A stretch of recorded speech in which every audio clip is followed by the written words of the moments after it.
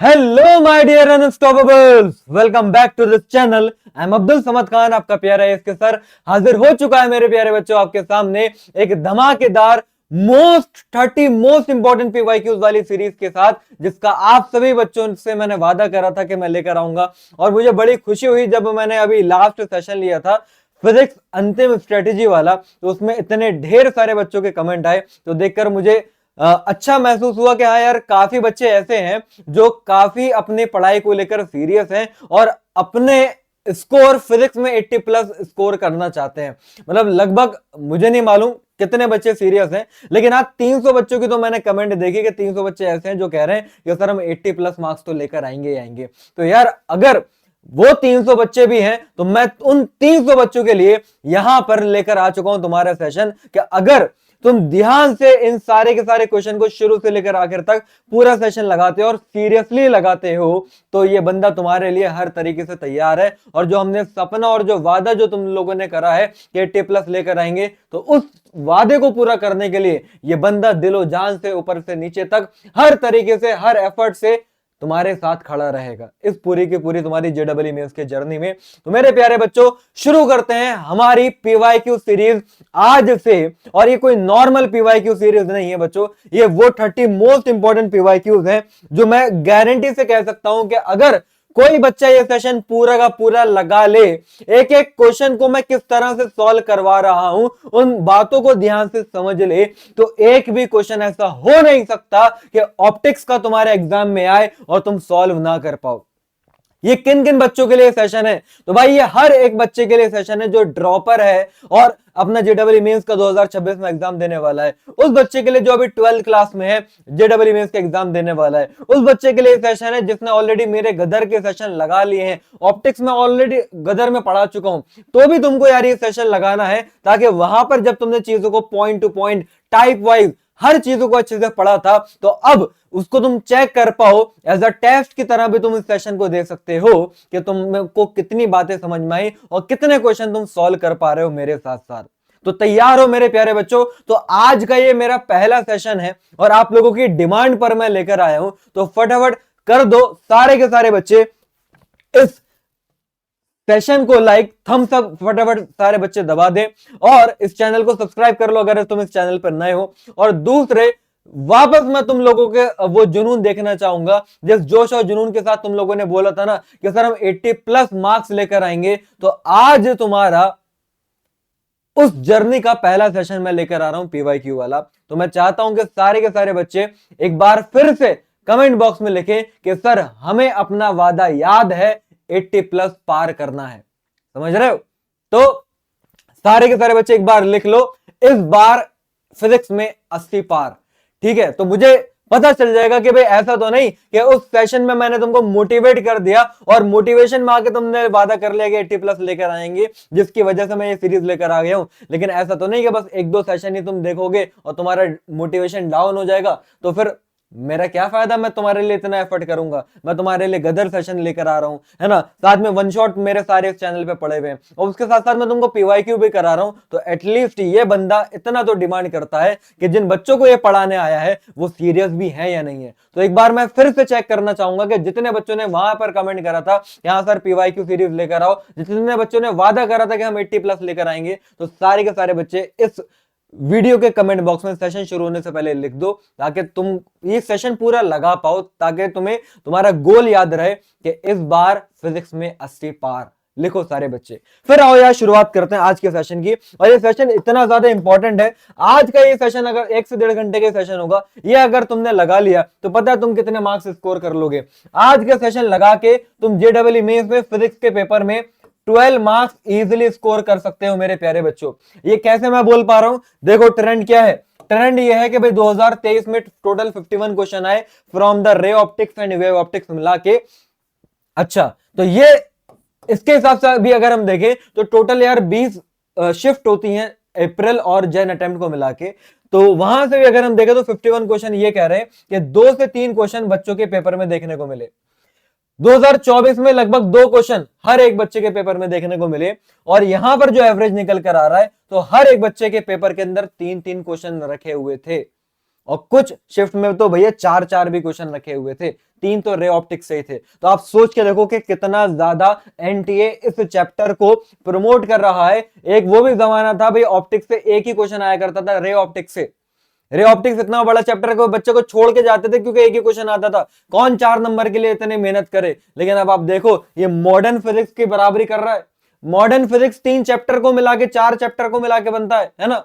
ये अकेला ही चैप्टर, अकेली ही ऑप्टिक्स की यूनिट मॉडर्न फिजिक्स को टक्कर दे रही है। तो क्यों तुमको इसको अच्छे से नहीं करके जाना चाहिए। तो आओ यार शुरू करते हैं मेरे प्यारे बच्चों पहले क्वेश्चन से। देखो भाई पहले मैं आपको बता दूं कि अगर ये चैप्टर पढ़े हुए तुम्हें बहुत दिन हो गए हैं, है ना, अगर ये चैप्टर के फॉर्मूले तुम भूल चुके हो तो माइट बी पॉसिबल कि शुरू के 10 क्वेश्चन को करने में तुमको काफी ज्यादा रेजिस्टेंस आए, काफी ज्यादा एफर्ट लगाने पड़े। लेकिन मैं आपको बता रहा हूं जैसे जैसे ये सेशन आगे बढ़ता जाएगा वैसे वैसे चीजें रिपीट होती जाएंगी, चीजें तुमको और क्लियरिटी के साथ समझ में आएंगी। तो मैं तुमसे ये कहना चाहता हूं कि अगर ये सेशन लगा रहे हो तो 1 2 3 4 क्वेश्चन लगाने के लिए मत लगाना, लगाओ तो पूरे का पूरे 30 क्वेश्चन लगाना, क्योंकि ये 30 क्वेश्चन रैंडमली नहीं उठाए। एक एक क्वेश्चन को मैंने पढ़ा है पुराने 5-6 साल के, मैंने देखा है कि कौन सा ऐसा क्वेश्चन था जो 2022 में भी आया और 2025 में भी आया, 2023 में भी आया, तो वो क्वेश्चन उठा के मैंने डाला। ऐसे चुन चुन के मैं 30 क्वेश्चन लेकर आया हूं। ये कोई नॉर्मल पीवाईक्यू बच्चे नहीं है। मैं बता रहा हूं इस सेशन से बाहर कोई ऐसा क्वेश्चन होगा नहीं तुम्हारे पेपर के अंदर रखा हुआ जो इस टाइप के क्वेश्चन की तरह तुमको ना दिखे। तो आओ यार शुरू करते हैं।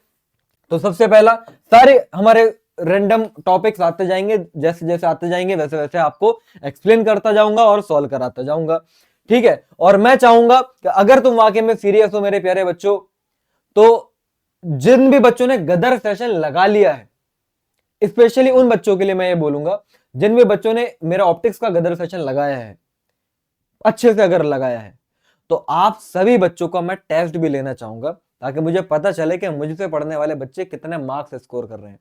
तो आप जरा कॉपी पेन लेकर तो बैठे ही रहे होगे, तो लिखते हुए भी चलना कि इन 30 क्वेश्चन में से ऐसे कितने क्वेश्चन है जो तुम खुद से बना पाए, मेरे बिना किसी हेल्प के तो तुम वो कर लेते। तो उस पर टिक लगाते हुए चलना और at the end of the session मुझे बताना कि आउट ऑफ 30 क्वेश्चन तुमने खुद से कितने बनाए।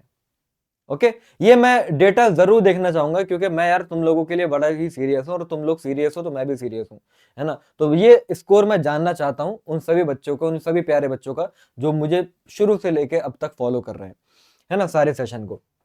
फिलहाल यहां पर क्या है, पहला ही सवाल लेंस मेकर फॉर्मूला। ये वो सवाल है जो पुराने 5-6 सालों में कोई ऐसा साल नहीं गया कि इस टाइप का क्वेश्चन ना आया हो। और इसके मैं तुमको डायरेक्ट ट्रिक भी बताता हूं।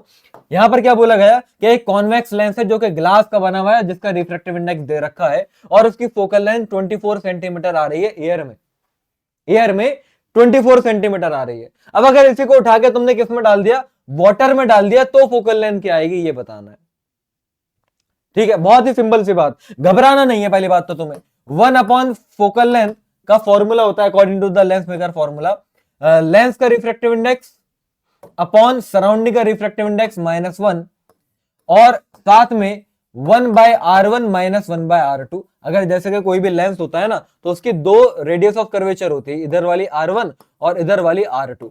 तो वो हम यहां पर पुट करते हैं साइन कन्वेंशन को ध्यान में रखते हुए। फिलहाल ये आता है। लेकिन अगर एयर की बात है तो सराउंडिंग का रिफ्रैक्टिव इंडेक्स 1 हो जाएगा, और अगर मीडियम की बात है तो सराउंडिंग का रिफ्रैक्टिव इंडेक्स जो दे रखा है वो यहां पर आप रखोगे। लेकिन मैंने आप लोगों के लिए एक ट्रिक बताई।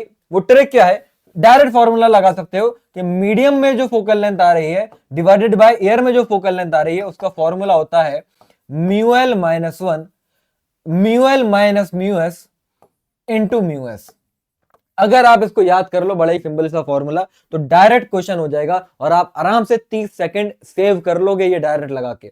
अब देखो मीडियम की फोकल लेंथ चाहिए, एयर की फोकल लेंथ दे रखी है, लेंस का रिफ्रैक्टिव इंडेक्स 1.5 या फिर मैं बोलूं तो 3/2, तो 3/2 - 1, नीचे अगेन लेंस का रिफ्रैक्टिव इंडेक्स 3/2, तो 3/2 - 1.33 का मतलब होता है 4/3 इनटू यहां पर अगेन 4/3। अब इसको अगर आप सॉल्व करो तो 3/2 में से 1 गया तो ऊपर बच रहा है 1/2, और यहां पर एलसीएम अगर मैं लूंगा तो ये बचेगा 9 माइनस 8 मतलब 1/6, तो ये आ रहा है 1/6 इंटू 4/3। इसको अगर हम सॉल्व करते हैं तो यहां से 4 आ रहा है, मतलब F M by F A, medium में फोकल लेंथ और एयर में फोकल लेंथ का रेशो आ रहा है 4:1।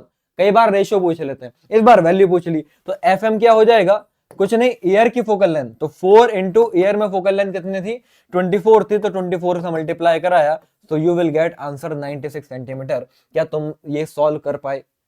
हर एक क्वेश्चन जैसे ही तुमको स्लाइड दिखे वीडियो को पॉज करके खुद से ट्राई करना। खाली देखने से, मैं बता रहा हूं, आप सैकड़ों क्वेश्चन कर ले पीवाईक्यूज वाले, आपका इंप्रूवमेंट उतना नहीं हो पाएगा जितना इन सिर्फ और सिर्फ 30 क्वेश्चन से हो जाएगा। अगर बस आप कैसे करते हो, जब मैंने स्लाइड दिखाई आपने वीडियो को पॉज करा, वीडियो को पॉज करने के बाद जितना तुम एफर्ट लगा सकते हो ट्राई करके देखो, सही करो या गलत करो लेकिन करो। सही करे तो बहुत बढ़िया बात, चंगा है ना, और अगर नहीं सही से कर पाए तो कोई बात नहीं, फिर तुम मेरा सॉल्यूशन देखो, फिर तुमको पता चलेगा कि तुम्हारी अप्रोच क्या थी और मेरी अप्रोच क्या थी, तुम क्या गलती कर रहे हो और सर ने किस तरीके से करा कि उनका आंसर सही आया। ऐसे तुम सीखोगे एक एक क्वेश्चन, समझ रहे हो? इस तरीके से करना है तुमको। ये वो 30 क्वेश्चन है जो हर एक क्वेश्चन हकदार है तुम्हारे पेपर में आने का, कोई भी आ सकता है इन सब में से। ठीक है, घबराना नहीं है, हिम्मत नहीं हारनी है। चले आगे नेक्स्ट क्वेश्चन की तरफ बढ़ते हैं। ठीक है, बस तुम लोगों को और मोटिवेट करने के लिए यार तुम लोगों के लिए एक लाइन है ना, क्योंकि मैंने जब देखा कि यार इतने ढेर सारे बच्चे ऐसे हैं जो कह रहे हैं कि सर हम 80+ लेके आएंगे फिजिक्स के अंदर, तो कई बार ऐसा होता है कि हम वादा तो कर लेते हैं, हिम्मत तो कर लेते हैं, लेकिन जैसे जैसे जर्नी चलती है, चैलेंजेस हमारे सामने आते हैं ना, तो हम थकने लगते हैं, हम हारने लगते हैं। लेकिन मैं आप सभी बच्चों को ये बोलूंगा कि बस तुमको चलते रहना है, तुमको टिके रहना है। देखो दिन कभी अच्छे होते हैं, कभी बुरे होते हैं, हर इंसान के साथ होता है ना। अगर आज तुम्हारा वक्त अच्छा चल रहा है तो भाई घबराना तुमको चाहिए, क्योंकि जब वक्त अच्छा चल रहा होता है तो बुरा भी आता है, तो घमंड करने की जरूरत नहीं है। और अगर तुम्हारा वक्त बुरा चल रहा है तो भी तुमको घबराना नहीं है मेरे प्यारे बच्चों, क्योंकि जब बुरा वक्त चल रहा होता है तो अच्छा भी जरूर आता है। तो अभी आप लोग सोच रहे हो यार मेरे नंबर नहीं आ रहे, मेरा हो भी पाएगा सिलेक्शन या नहीं, मेरे इतनी 99 परसेंटाइल तो छोड़ो, शायद 95 परसेंटाइल भी आ पाएगी या नहीं, अच्छा कॉलेज मिल पाएगा या नहीं। तो मेरे प्यारे बच्चों घबराना नहीं है, बस हिम्मत तुमको रखनी है। वो कहते हैं ना, अरे शाखें रही तो फूल भी पत्ते भी आएंगे, शाखें रही तो फूल भी पत्ते भी आएंगे, अरे ये अगर दिन बुरे हैं तो अच्छे भी आएंगे। तो तुम्हारा अच्छा वक्त मेरे प्यारे बच्चों आने वाला है, क्योंकि तुम सब वो बच्चे हो जो अपनी जिंदगी को लेकर सीरियस हो, और जो अपनी जिंदगी को लेकर सीरियस होता है ना, तो वो बहुत आगे जाता है, ऊपर वाला उसका बहुत साथ देता है। आगे बढ़ते हैं नेक्स्ट क्वेश्चन की तरफ। सो option A is the correct answer, एक बार चेक कर लेते हैं। बिल्कुल सही, बिल्कुल ही सही, बिल्कुल सही बात है। वैसे सॉल्यूशन इसमें भी इन्होंने दे रखा है, लेकिन देखो इन्होंने लंबे वाले तरीके से करा है, हमने छोटे वाले तरीके से किया है। नेक्स्ट क्वेश्चन की तरफ देखो, अब यहां पर हमारा क्रिटिकल एंगल की बातें आ गई है ना। स्टेप बाय स्टेप सारे के सारे कॉन्सेप्ट कवर करते हुए चलूंगा मैं। ऐसा बहुत कम ही होगा कि सेम टाइप का क्वेश्चन रिपीट होगा, क्योंकि एक ही क्वेश्चन में तुमको 5 बार कराऊं उससे कोई फायदा नहीं है। हाँ, जो क्वेश्चन आ सकते हैं 15-20 क्वेश्चन ऐसे हैं रे ऑप्टिक्स और वे ऑप्टिक्स के मिला के जो आ सकते हैं, रिपीट होते हैं, वो सारे के सारे मैं तुमको करा रहा हूं। तो यहाँ पर क्रिटिकल एंगल की कहानी है, तो हमें मालूम होना चाहिए क्रिटिकल एंगल में क्या होता है। जब लाइट की रे हमारी ये डेंसर मीडियम से जब रेयरर मीडियम में जाती है, ठीक है, तो एक बार क्या होता है कि जो हमारी इंसिडेंट रे ऐसे गई, ये हमारा एंगल ऑफ इंसिडेंस हो गया, तो हमारी जो रिफ्रैक्टेड रे है वो नॉर्मल के परपेंडिकुलर हो जाती है। तो जिस एंगल पर रिफ्रैक्टेड रे परपेंडिकुलर हुई उस एंगल को हम क्रिटिकल एंगल बोलते हैं, आप लोगों को मालूम होगा है ना। और क्रिटिकल एंगल का फॉर्मूला होता है, साइन आईसी का फॉर्मूला होता है mu R by mu D, मतलब रेयरर मीडियम का रिफ्रैक्टिव इंडेक्स ऊपर और डेंसर के नीचे। अच्छा, अब हमें क्वेश्चन में क्या बोला गया कि यार क्रिटिकल एंगल 45 डिग्री है, मतलब मुझे आईसी की वैल्यू दे रखी है। आईसी की वैल्यू क्या दे रखी है भाई? 45 डिग्री दे रखी है। कोई बात नहीं, तो यहां पर मैंने क्या लिख दिया? साइन 45 लिख दिया, सही बात है। अब मुझे speed of light in rarer medium दे रखी है, तो रेयरर मीडियम में लाइट की स्पीड क्या दे रखी है, डेंसर मीडियम में लाइट की स्पीड क्या होगी ये बतानी है। तो जिसको ये मालूम ही नहीं होगा कि एक्चुअल में रिफ्रैक्टिव इंडेक्स का फॉर्मूला क्या होता है, सी बाय वी होता है, या फिर मतलब जिस भी मीडियम में लाइट की स्पीड है उसी मीडियम का ये रिफ्रैक्टिव इंडेक्स है। तो कहने वाली बात यह है कि मेरे प्यारे बच्चों, रिफ्रैक्टिव इंडेक्स जो होता है, जिस भी मीडियम का आप रिफ्रैक्टिव इंडेक्स लिख रहे हो वो उस मीडियम में लाइट की स्पीड के इनवर्सली प्रोपोर्शनल रहता है। तो अगर ऐसा है तो मैं यहां पर इसको ऐसे भी तो लिख सकता हूं कि ये mu R by mu D है, या फिर मैं बोलूंगा कि वेलोसिटी इन डेंसर मीडियम ऊपर आ जाएगा और वेलोसिटी इन रेयरर मीडियम नीचे आ जाएगा, क्योंकि इनवर्सली प्रोपोर्शनल चलता है हमारा रिफ्रैक्टिव इंडेक्स। तो अब डेंसर मीडियम की वेलोसिटी चाहिए, मतलब वीडी मुझे चाहिए, और रेयरर मीडियम की वेलोसिटी कितनी है, 3 × 10⁸, वो मैंने नीचे रखा। तो यहां से देखो वीडी कितना आएगा, वीडी इधर मल्टीप्लाई में जाएगा तो 3 × 10⁸ हो जाएगा, और साइन 45 होता है 1/√2। लो भैया, 3 को जब √2 से हमने डिवाइड कराया, मतलब 3 को 1.4 से जब हमने डिवाइड कराया, तो आंसर 2 पॉइंट समथिंग आएगा। तो ये 2.12 × 10⁸ मीटर पर सेकेंड हो जाएगा। सो option A is the correct answer. देख लीजिए इसको बढ़िया से, मैं आगे चलूंगा। आ रहा है, मजा आ रहा है? बस ऐसे ही चलते जाएंगे। चलते चलते यूं ही कोई मिल गया था। अब क्या मिला है? चलते चलते हमें लेंस मिला है। आपको बताऊं, ये सेम क्वेश्चन जो 2022 में आप देख रहे हो, ये सेम क्वेश्चन 2025 में आया है, एग्जैक्टली सेम। बस इस क्वेश्चन में पावर पूछी गई थी, उस क्वेश्चन में फोकल लेंथ पूछी गई है। मैंने करा है गदर वाले सेशन में, तो मैं इसलिए 2025 का क्वेश्चन नहीं लाया, मैं 2022 का लेकर आया। सोचो मुझे कितने क्वेश्चन खंगालने पड़े होंगे।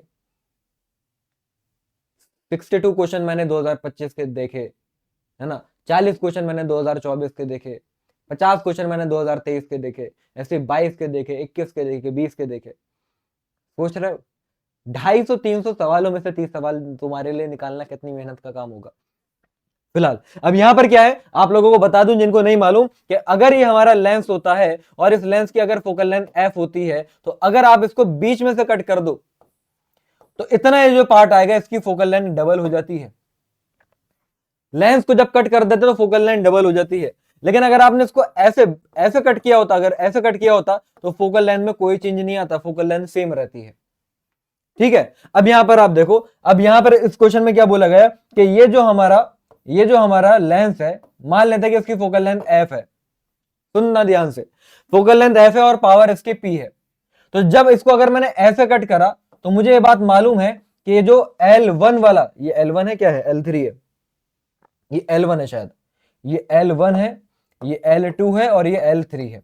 तो फिलहाल ये मुझे बात मालूम है कि L1 की फोकल लेंथ स्टिल एफ ही रही होगी, क्योंकि ऐसे कट करने पर फोकल लेंथ में कोई चेंज नहीं आता है। हाँ, ऐसे जब मैंने कट करा तो फोकल लेंथ मैंने बताया कि डबल हो गई, तो L2 की फोकल लेंथ 2f हो गई होगी और L3 की भी फोकल लेंथ 2f हो गई होगी। और हमें ये बात मालूम है कि पावर और फोकल लेंथ तो एक दूसरे का रेसिप्रोकल ही होते हैं। तो अगर फोकल लेंथ डबल हो गई तो पावर आधी हो गई। इसका मतलब यह है कि इस वाले लेंस की पावर अगर p थी, तो इस वाले लेंस की पावर p/2, इसकी पावर p/2 और इसकी p ही रहेगी। मतलब मुझे बात चमकी कि L2 की पावर क्या p/2 है, सही बात है। क्या L3 की पावर p/2 है, सही बात है। क्या यहां पर पावर ऑफ L1, क्या L1 यहां पर L1 लिखा होगा, शायद छुप गया है, क्या L1 की पावर p है, बिल्कुल सही बात है। तो गलत बात कौन सी है, हमसे पूछा है इनमें से कौन सा ऑप्शन करेक्ट है, भावनाओं में बह के एकदम समझ मार्क कर देना, तीनों सही है।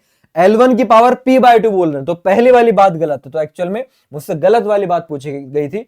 सो आंसर हमारा ऑप्शन ए हो जाएगा, आंसर ए हो जाएगा, मतलब हमसे इनकरेक्ट वाला पूछा था, समझे। हमसे कौन सा वाला पूछा था, हमसे इनकरेक्ट वाला पूछा था, तो ए हो जाएगा। बाकी हम चेक कर लेते हैं। So option A is the correct answer. लो 2025 का सवाल, अब ये मैं तुमको नहीं कराऊंगा, इसका जवाब मैं आप ही लोगों से पूछूंगा कि अगर ये पूरे का पूरा लेंस है जिसकी फोकल लेंथ एफ है, ठीक है, इसमें से इतना पार्ट जो मैंने कट करके निकाला उसको लेंस L1 बोल रहे हैं, और इतना पार्ट जो मैंने ऐसे कट करा उसको लेंस L3 बोल रहे हैं। तो L1 और L3 की फोकल लेंथ का रेशियो मुझे बताओ कमेंट बॉक्स में। ये सारे बच्चों के लिए मैं होमवर्क छोड़ रहा हूं। अभी ये टाइम स्टैम्प लिखो और इस टाइम स्टैम्प पर लिख के मुझे बताओ कि L1 और L3 की फोकल लेंथ का क्या रेशियो आएगा। अभी जस्ट मैंने पीछे बताया, यहां पर मैं आपसे दोबारा पूछ रहा हूं। क्यों पूछ रहा हूं, मुझे मालूम है आप में से मतलब 80% बच्चों को इसका जवाब मालूम होगा, लेकिन मैं चाह रहा हूं आप लिखें। क्यों, ताकि मुझे पता तो चले कि इस वीडियो पर व्यूज कितने आ रहे हैं, उनमें से पढ़ने वाले वाकई में बच्चे कितने हैं, है ना। 1000 बच्चे के व्यूज तो आ जाते हैं, लेकिन मुझे मालूम है उसमें पढ़ने वाले सीरियस बच्चे होते हैं 70-80 ही। तो मैं ये एक्चुअल में देखना चाहता हूं कि वो कितने बच्चे हैं जिन बच्चों को 80 पार मुझे कराने हैं, रियल नंबर मुझे पता चलेगा। तो आप जरा बताना कि आंसर क्या आ रहा है। ठीक है, ये आपके लिए छोड़ता हूं होमवर्क में, बाकी सॉल्यूशन वॉल्यूशन सब पड़ा हुआ है, तुमको पीडीएफ मिल भी जाएगी डिस्क्रिप्शन बॉक्स में। ठीक है, लेकिन मैं तुम्हारे लिए छोड़ता हूं, देखते हैं कितने बच्चे बताते हैं। तो नेक्स्ट क्वेश्चन पर आते हैं, क्वेश्चन नंबर 5।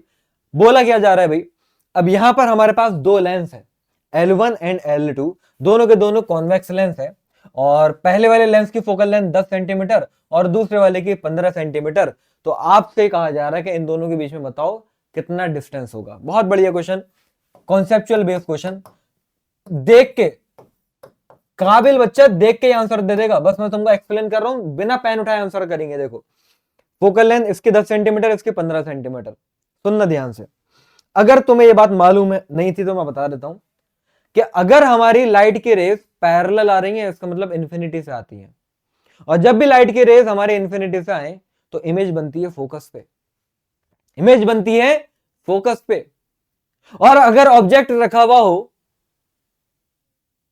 क्या अगर ऑब्जेक्ट रखा हुआ हो कहां पर, ऑब्जेक्ट अगर कहां पे रखा हुआ हो, फोकस पे रखा हुआ हो, तो इमेज बनती है इन्फिनिटी पर, मतलब रेस पैरेलल जाती हैं।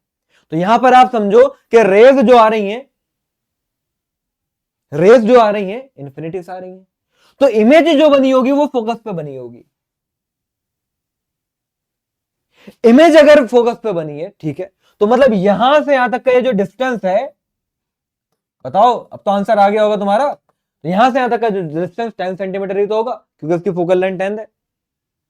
फिर मुझसे कहा जा रहा है कि अब ये वाला जो लेंस है उसकी वजह से रेस पैरेलल गई, मतलब इन्फिनिटी पे जा रही है इमेज। तो इसके लिए जो ये ऑब्जेक्ट है, इस लेंस के लिए जो ऑब्जेक्ट है ये फोकस पॉइंट पे रखा हुआ है, तो इसका फोकस कितना है 15, तो ये 15 पर होगा, मतलब ये 15 सेंटीमीटर। तो L1 और L2 के बीच में कितना गैप हो गया, अरे 10 प्लस 15 25 सेंटीमीटर। क्या Lallu question, option A is the correct answer. सिर्फ फिगर को देख के हमने सॉल्व कर लिया। देखो जरा इसको अच्छे से, फिर हम आगे बढ़ते हैं। आई बात समझ में? चलिए नेक्स्ट क्वेश्चन पर चलते चलो भाई, बिल्कुल सही, option A is the correct answer. Question number 6। अब देखो उसमें क्या बोला गया, एक लॉन्ग ग्लास ट्यूब, लाओ ये थोड़ा सा मैं करा देता हूं।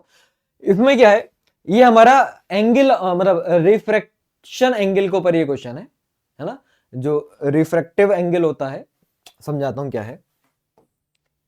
ठीक है, लॉ ऑफ रिफ्रैक्शन, रिफ्लेक्शन कह रहा हूं मैं अभी। क्वेश्चन देखो क्या है, अगर एक हमारी ऐसे कर्व्ड रिफ्रैक्टिंग सरफेस है, तो ये रिफ्रैक्शन फॉर्मूला लगता है इसके अंदर। रिफ्रैक्शन फॉर्मूला क्या है कि अगर यहां पर कोई ऑब्जेक्ट है, यहां से रेज ऐसे जाएंगे और यहां पर कहीं जाएगी, इमेज बनेगी फिलहाल। तो ऑब्जेक्ट की जो डिस्टेंस होती है इस कर्व्ड सरफेस से वो u, और इमेज की जो डिस्टेंस होती है वो होती है v, और रेडियस ऑफ कर्वेचर जो होती है इस कर्व्ड पार्ट की वो होती है r। बाहर का रिफ्रैक्टिव इंडेक्स μ1, अंदर का रिफ्रैक्टिव इंडेक्स μ2। तो रिफ्रैक्शन फॉर्मूला होता है μ2 by v minus μ1 by u is equals to μ2 minus μ1 by r। अब क्वेश्चन पे आते हैं, क्वेश्चन में क्या बोला जा रहा है, हमारे पास दो सरफेस है ना, मतलब दो मीडियम है, एक 1.3 और एक 1.4 का। रिफ्रैक्टिव इंडेक्स 1.3 और 1.4 दे रखा है, तो मतलब मेरे लिए मैंने माना कि μ1 जो है वो 1.3 है और μ2 जो है वो 1.4 है। और आगे क्या बोला गया, ऑब्जेक्ट रखा हुआ है 13 centimetre from the vertex of the meniscus A, मतलब ये दो रीजन है ना, ये ए वाला मीडियम, ये हमारा ए वाला मीडियम और ये बी वाला मीडियम। तो ए वाले मीडियम में हमारा ऑब्जेक्ट जो रखा हुआ है 13 सेंटीमीटर दूर रखा हुआ है, मतलब यू की वैल्यू मुझे दे रखी है 13, लेकिन मैं इसको देखो 13 नहीं लिखूंगा, मैं इसको -13 लिखूंगा, साइन कन्वेंशन। लेफ्ट में नेगेटिव का साइन, राइट में पॉजिटिव का साइन, ये तो हमें मालूम ही है। अच्छा, फिलहाल इतना कर लिया। आपको मैग्निफिकेशन भी दे रखा है, जो इमेज बनी होगी उसका मैग्निफिकेशन भी दे रखा है -2। आपको फिलहाल बताना ये है कि रेडियस ऑफ कर्वेचर क्या होगी, मतलब ये r क्या होगा, ये r बताना है। तो सबसे पहली बात देखो हम इसको कैसे करेंगे, μ2 कितना है 1.4, तो 1.4 बाय v माइनस μ1 कितना है 1.3, तो 1.3 बाय 13, 13 माइनस का है तो माइनस माइनस प्लस हो गया, समझ रहे। और μ2 माइनस μ1, तो 1.4 में से 1.3 माइनस करूंगा तो ये हो जाएगा 0.1 बाय r। देखते रहना ध्यान से, ये जब मैंने इसको कट करा तो नीचे 10 आ गया, तो 1.4 बाय v आ रहा है और ये मैंने उड़ाया तो नीचे यहाँ पर भी 10 आ गया, तो 1/10r माइनस 1/10, या फिर अगर मैं एलसीएम लूं तो ये बन जाएगा 1 माइनस आर। समझ रहे हो? तो यहां से v अपॉन 1.4 क्या आ गया, तो वो आ रहा है 10r अपॉन 1 माइनस आर। अब जरा समझना इसके आगे की कहानी। हमें क्या निकालना था, हमें मैग्निफिकेशन दे रखा है, तो मैग्निफिकेशन का फॉर्मूला वैसे तो माइनस वी बाई यू होता है ये, लेकिन ये फॉर्मूला लगता है जब लेंस हो। ये लेंस दिख रहा है क्या तुम्हें भाई? ये तो एक रिफ्रैक्टिंग सरफेस है, एक कर्व्ड रिफ्रैक्टिंग सरफेस है, तो इस केस में हमारा मैग्निफिकेशन का जो फॉर्मूला लगेगा वो लगता है माइनस का V by mu two divided by U by mu one. मतलब कुछ नहीं, v और u को उनके रिफ्रैक्टिव इंडेक्स से डिवाइड करना होता है। तो ये हमारा -2 के बराबर आएगा। इसको अगर मैं सॉल्व करता हूं तो माइनस का, देखो v बाय म्यू टू मतलब v बाय 1.4, तो v बाय 1.4 कितना है, वो है भाई 10r upon 1 minus R divided by u by मतलब u बाय म्यू वन। तो u कितना है माइनस का 13 और म्यू वन है 1.3। ये वैल्यू हमारी माइनस का 2 आ रही है। अब आप ध्यान से देखना, ये माइनस से माइनस कटा और ये 10r अपॉन 1 माइनस आर तो है, ये उल्टा हो जाएगा तो ये बन जाएगा 1.3 by 13 which is equals to -2। यहां सब मैं सॉल्व करता हूं। अब ये तो सिंपल आगे मैथ्स है यार खाली। तो ये 10r अपॉन 1 माइनस आर और ये 1.3 से उड़ाऊंगा तो ये नीचे 10 ही बन जाएगा इज इक्वल्स टू -2। ये 10 से 10 कटा, क्रॉस मल्टीप्लाई मैंने कराई तो r आ रहा है माइनस का 2 प्लस का 2r। या फिर अगर हम इसको, नहीं नहीं नहीं, नहीं एक सेकेंड एक सेकेंड, -2 आया था।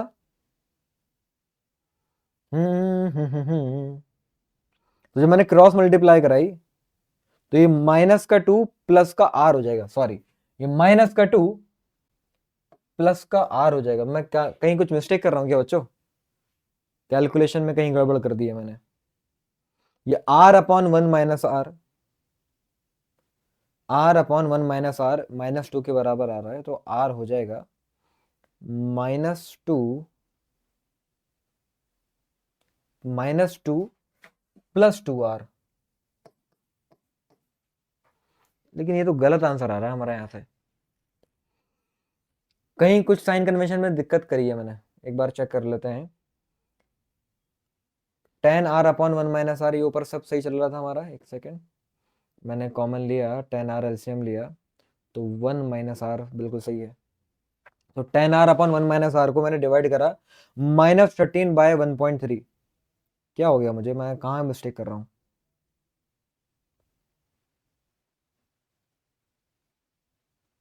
माइनस से माइनस भी उड़ गया, क्योंकि मैग्निफिकेशन का फॉर्मूला माइनस का v बाई यू होता है ना?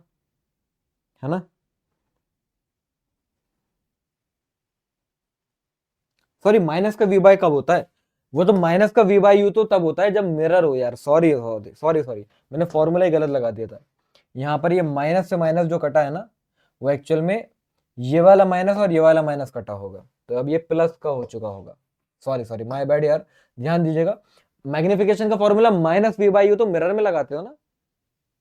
सॉरी यार, ये मेरी गलती हो गई, जल्दी जल्दी में मैंने मिस्टेक कर दी, तो तुम लोग ध्यान दीजिएगा जरा इसका ना। तो ये r हो जाएगा, इधर ये जाएगा तो ये 2 - 2r हो जाएगा, तो -2r इधर आएगा तो ये 3r इज इक्वल टू 2 हो जाएगा, तो r की वैल्यू 2/3 आएगी। देखो यार, पहली बात तो कैलकुलेशन कौन कराता है? मैं तो तुमको कैलकुलेशन करा रहा हूँ, जल्दबाजी में थोड़ी सी गड़बड़ हो गई।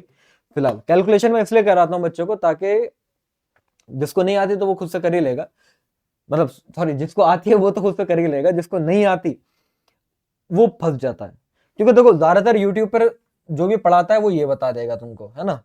वो तुमको ये बता देगा और कह देगा कि भाई ये वैल्यू निकाल के इसमें पुट करना, ये करना, वो करना, आ जाएगा। मैं तो तुमको कर करके दिखा रहा हूँ ताकि तुम कैलकुलेशन में, जैसे देखो मैं गलती कर रहा हूँ, तुम ऐसी गलती ना करो।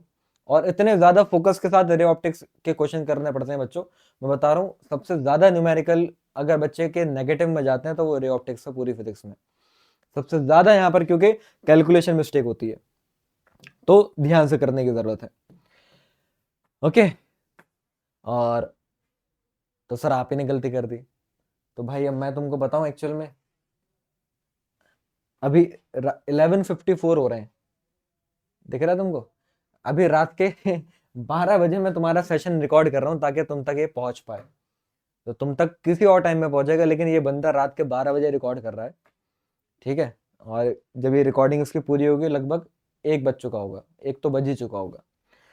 तो भाई इतनी कैलकुलेशन तो चलती है। पूरा सुबह से पढ़ा रहा हूँ और रात के 1 बजे तक मैं तुम्हारे लिए सेशन रिकॉर्ड कर रहा हूँ ताकि तुम तक पहुंच पाए। तो तुम लोग भी देखो भाई ये बंदा कितनी मेहनत कर रहा है तुम्हारे लिए, तो सीरियसली तुम भी पढ़ाई करना। अब देखो आगे क्या है, एक और हमारा लेंस मेकर फॉर्मूले के ऊपर क्वेश्चन। एक प्लेन और, लेकिन ये दूसरे टाइप से आया 2025 का सवाल। एक प्लेन और कॉन्वेक्स लेंस है। प्लेन और कॉन्वेक्स लेंस मतलब ऐसा, तो प्लेन और कॉन्वेक्स लेंस में रेडियस ऑफ कर्वेचर हमें दे रखी है R1, है ना, 2 सेंटीमीटर। और जो प्लेन वाली साइड होती है ना मेरे प्यारे बच्चों, उसकी तो हमारी रेडियस ऑफ कर्वेचर इनफाइनाइट होती है। फ्लैट सरफेस जो होती है उसकी रेडियस ऑफ कर्वेचर हम इनफाइनाइट लेते हैं। R1 हमें दे रखा है 2 सेंटीमीटर और F1 फोकल लेंथ आ रही है एयर के अंदर, तो इसमें वो ट्रिक वाला फॉर्मूला नहीं लगा सकते हम। तो यहाँ पर डायरेक्ट फॉर्मूला नहीं लगेगा, जो एक्चुअल फॉर्मूला है वो लगेगा। तो 1 bye focal length in year, जब फिर 1/F1 बोले तो। और लेंस का रिफ्रैक्टिव इंडेक्स दे रखा है 1.5। लेंस का रिफ्रैक्टिव इंडेक्स 1.5 है। तो अगेन म्यू -1 है ना, तो 1.5 -1, 1/R1 -1/R2। तो R1 दे रखा है 2 सेंटीमीटर, तो 1/2 -1/∞। अब यार 1/∞ तो 0 होता है, तो लिखने की जरूरत ही नहीं है, इसको हमने ऐसे ही छोड़ दिया, ठीक है। अब दूसरे वाले केस में आपसे ये बोला जा रहा है कि अब कोई हम दूसरा लेंस लेकर आए जिसमें हमारी रेडियस ऑफ कर्वेचर एक साइड की 3 सेंटीमीटर है वो भी प्लेनो वाली। तो और उसको हमने डाला भी एक लिक्विड में जिसका रिफ्रैक्टिव इंडेक्स 1.2 है। तो अब अगेन लेंस मेकर फॉर्मूला क्या कहता था भाई, लेंस का रिफ्रैक्टिव इंडेक्स ऊपर, मीडियम का रिफ्रैक्टिव इंडेक्स नीचे, -1, 1/R1 -1/R2, तो 1/R1 हो जाएगा 3, और R2 तो अगेन इंफिनिटी है, तो 1/∞ लिखने की जरूरत ही नहीं है। यहां से अगर आप देखो तो ये सॉल्व करके 1/4 आ रहा है, और ये 1/F2 जो है ये सॉल्व करके कितना बैठेगा, 1.2 माइनस हो जाएगा, तो ये 0.3/1.2, तो ये हो जाएगा 1/4। हाँ, तो ये 1/12 आ रहा है बच्चों। अब मुझे क्या चाहिए था, मुझे F1 और F2 का रेशो चाहिए था। तो F1 और F2 का जब रेशो चाहिए, तो F1 और F2 को अगर निकालना है तो इक्वेशन को हम डिवाइड करेंगे। ये सिंपली देख लो, अरे F1 की वैल्यू 4 आ रही है और F2 की वैल्यू क्या आ रही है, F2 की वैल्यू 12 आ रही है, तो 4 3 12, तो रेशियो 1:3 आ रहा है। तो option B is the correct answer. देख लीजिए इसको जरा अच्छे तरीके से, फिर हम आगे बढ़ेंगे। कोई डाउट शाउट हो तो पूछ लो। आया? हाँ जी, चेक तो कर लें एक बार। बिल्कुल सही, चेक करने की जरूरत नहीं है, मास्टर ने करा है तो सही होगा। तो option B is the correct answer. चलिए, ओहो इतना लंबा चौड़ा करा है इन्होंने। नेक्स्ट क्वेश्चन, यहां पर आपको देखो कॉम्बिनेशन ऑफ लेंस, अलग अलग लेंस दे रखे हैं। एक है यहां पर ये कॉन्वेक्स लेंस, फिर है एक ये कॉनकेव लेंस, फिर अगेन है यहां पर एक कॉन्वेक्स लेंस, दिख रहा है। और जो पहला वाला लेंस है उसकी फोकल लेंथ है 10 सेंटीमीटर, दूसरे वाले की फोकल लेंथ है कॉनकेव वाले की, तो वो है -10 सेंटीमीटर, और तीसरे वाले की फोकल लेंथ जो है वो है 30 सेंटीमीटर। ये हमें दे रखा है। और यहां पर इन दोनों लेंस के बीच में जो गैप है वो 5 सेंटीमीटर का है, और इन दोनों लेंस के बीच में जो गैप है वो 10 सेंटीमीटर का है। ध्यान से देखना, वो कितने का है, वो 10 सेंटीमीटर का है। और ये ऑब्जेक्ट है, और ऑब्जेक्ट रखा हुआ है 30 सेंटीमीटर की दूरी पर। तो आपको ये बताना है कि भाई सबकी वजह से बताओ फाइनल इमेज कहां पर बनेगी। शुरू हो जाओ। तो पहले इसमें लगेगा लेंस फॉर्मूला। लेंस फॉर्मूला क्या होता है, 1/v minus 1/u is equals to 1/f। ये फिर यहां से v का डायरेक्ट फॉर्मूला आता है uf upon u plus f। यहाँ इसको उधर लेके जाओगे, एलसीएम एलसीएम लेके ये बनता है। तो फिलहाल ऑब्जेक्ट की डिस्टेंस u मुझे दे रखी है, पहले वाले केस की मैं बात कर रहा हूं, तो माइनस का 30 हो गया, है ना। और पहले वाले केस में फोकल लेंथ मेरी कितनी है, वो प्लस का 10 हो जाएगी। तो मैं इस ऑब्जेक्ट की वजह से इमेज निकाल लूंगा कहां पर बनेगी, पहले वाले केस की। तो uf upon u plus F लगा रहा हूं, तो u -30 f10 और -30 प्लस 10 ऐसे होगा। तो ये माइनस का 300 बाय -20 सही जा रहे हैं, माइनस से माइनस कटा, 0 से 0 कटा, तो ये 15 सेंटीमीटर आ रहा है बच्चों। मतलब इस पहले वाले लेंस ने जो इमेज बनाई होगी वो राइट में बनाई है क्योंकि पॉजिटिव में आया, और 15 सेंटीमीटर दूर बनाई है। तो इसके 15 सेंटीमीटर दूर जाने का मतलब समझते हो क्या हो गया? 5 ये है, 10 ये है, तो मतलब इसकी वजह से इमेज यहां पर बनी। ये ऑब्जेक्ट है तो पहली इमेज I1 जो है वो मेरी कहां पर बनी?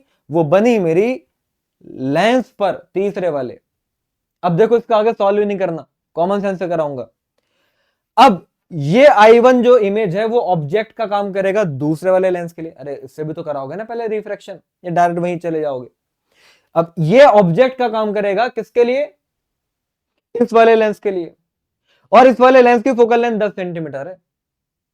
मतलब ये ऑब्जेक्ट इस लेंस की अगेन फोकस पॉइंट पर रखा हुआ है, और जब ऑब्जेक्ट फोकस पॉइंट पर आ जाए तो इमेज कहां पर बनती थी? इन्फिनिटी पर बनती थी। तो अब ये जो कॉनकेव लेंस है, ये जो कॉनकेव लेंस है, ये इमेज कहां पर लेके जाएगा? इसकी इन्फिनिटी पर लेके जाएगा। इन्फिनिटी पर लेके जाने का मतलब पैरेलल लेके जाएगा। तो अब ये तीसरे वाले लेंस पर जो हमारी रेज आ रही हैं, क्योंकि इस ऑब्जेक्ट की इमेज तो इन्फिनिटी पर बन गई ना, तो अब तीसरे वाले लेंस के लिए ऑब्जेक्ट कहां पर है? इन्फिनिटी पर है। अब उस इन्फिनिटी पर रखे हुए ऑब्जेक्ट के लिए इमेज बनानी है इस तीसरे लेंस से। तो जब भी ऑब्जेक्ट इन्फिनिटी पर हो तो इमेज फोकस पर बनती है। तो ये इमेज कहां पर बनाएगा? ये अपने फोकस पे बनाएगा। इसकी फोकल लेंथ 30 सेंटीमीटर दूर है, तो यहां पर ऐसे करके रेज बनाएगा 30 सेंटीमीटर पर।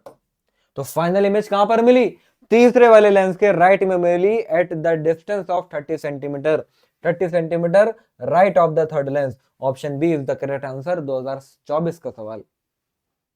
ये बहुत लंबा था, 3 बार लेंस फॉर्मूला लगना है। मैंने सिर्फ एक ही बार लगाया, बाकी कॉमन सेंस से कराया। क्या तुम ये समझ पाए? अगर तुम इस तरीके से समझ पा रहे हो तो तुम्हारी एनालिटिकल प्रैक्टिकल रीजनिंग वाली जो थिंकिंग है ना, वो बहुत अच्छे तरीके से डेवलप हो रही है। और अगर तुम ऐसे नहीं समझ पा रहे, अगर तुम वो ये रट्टू तोते हो कि सर फॉर्मूला लगा के बता दो ना सर, तो भाई वो आप लगा लेना, आंसर उससे भी आ जाएगा। लेकिन जो सवाल 1 मिनट में हो गया उसको करने में तुमको 3 मिनट लग जाएंगे, तो 2 मिनट तुमने खराब कर दिया अपने एग्जामिनेशन हॉल में। 2 मिनट खराब करने का मतलब उन 2 मिनट में तुम 2 सवाल कर सकते थे, तो तुम्हारे 8 नंबर का नुकसान हो गया। इसलिए मैं तुमको ये फील दिलाने की कोशिश कर रहा हूं कि पीवाईक्यू तो आप कहीं से भी कैसे भी कर सकते थे। ये सेशन से तुमको मैं क्या सिखाने की कोशिश कर रहा हूं, जिस तरीके से मैं क्वेश्चन सॉल्व कर रहा हूं उस तरीके से तुम क्वेश्चन सॉल्व करो। ओके, तो option B is the correct answer. Question number 9 पर चलते हैं। यहां पर अब आप देखो, ये प्रिज्म के ऊपर क्वेश्चन आ गया। एक फॉर्मूला होता है, एक कंडीशन होती है, डिस्पर्जन विदाउट डेविएशन। उसमें क्या होता है, एक प्रिज्म हमारा सीधा होता है, मतलब एक प्रिज्म हमारा सीधा होता है तो एक प्रिज्म हम उसमें उल्टा करके लगाते हैं। तो फिलहाल डिस्पर्जन विदाउट डेविएशन की कंडीशन आती है, पहले वाले प्रिज्म का रिफ्रैक्टिव इंडेक्स -1 इंटू पहले वाले प्रिज्म का एंगल ऑफ प्रिज्म बराबर होता है दूसरे वाले प्रिज्म का μ2 -1 और इंटू एंगल ऑफ प्रिज्म। मतलब एक प्रिज्म का एंगल ऑफ डेविएशन दूसरे प्रिज्म के एंगल ऑफ डेविएशन के बराबर होता है। थिन प्रिज्म का एंगल ऑफ डेविएशन का फॉर्मूला होता है। तो एक का मैंने दूसरे के बराबर कर दिया तो नेट डेविएशन 0 हो जाता है। फिलहाल पहले वाले प्रिज्म का हमें μ1 दे रखा है 1.54, तो 1.54 -1 और एंगल दे रखा है 4 डिग्री। कैसे पता चला कि सर ये थिन प्रिज्म है? भाई लिखा हुआ भी है और इतना छोटा एंगल थिन प्रिज्म का ही होगा। बाकी μ2 -1 तो ये हो जाएगा 1.72 -1 और A2 कितना? A2 तो निकालना है आपको, बस कर दो solve.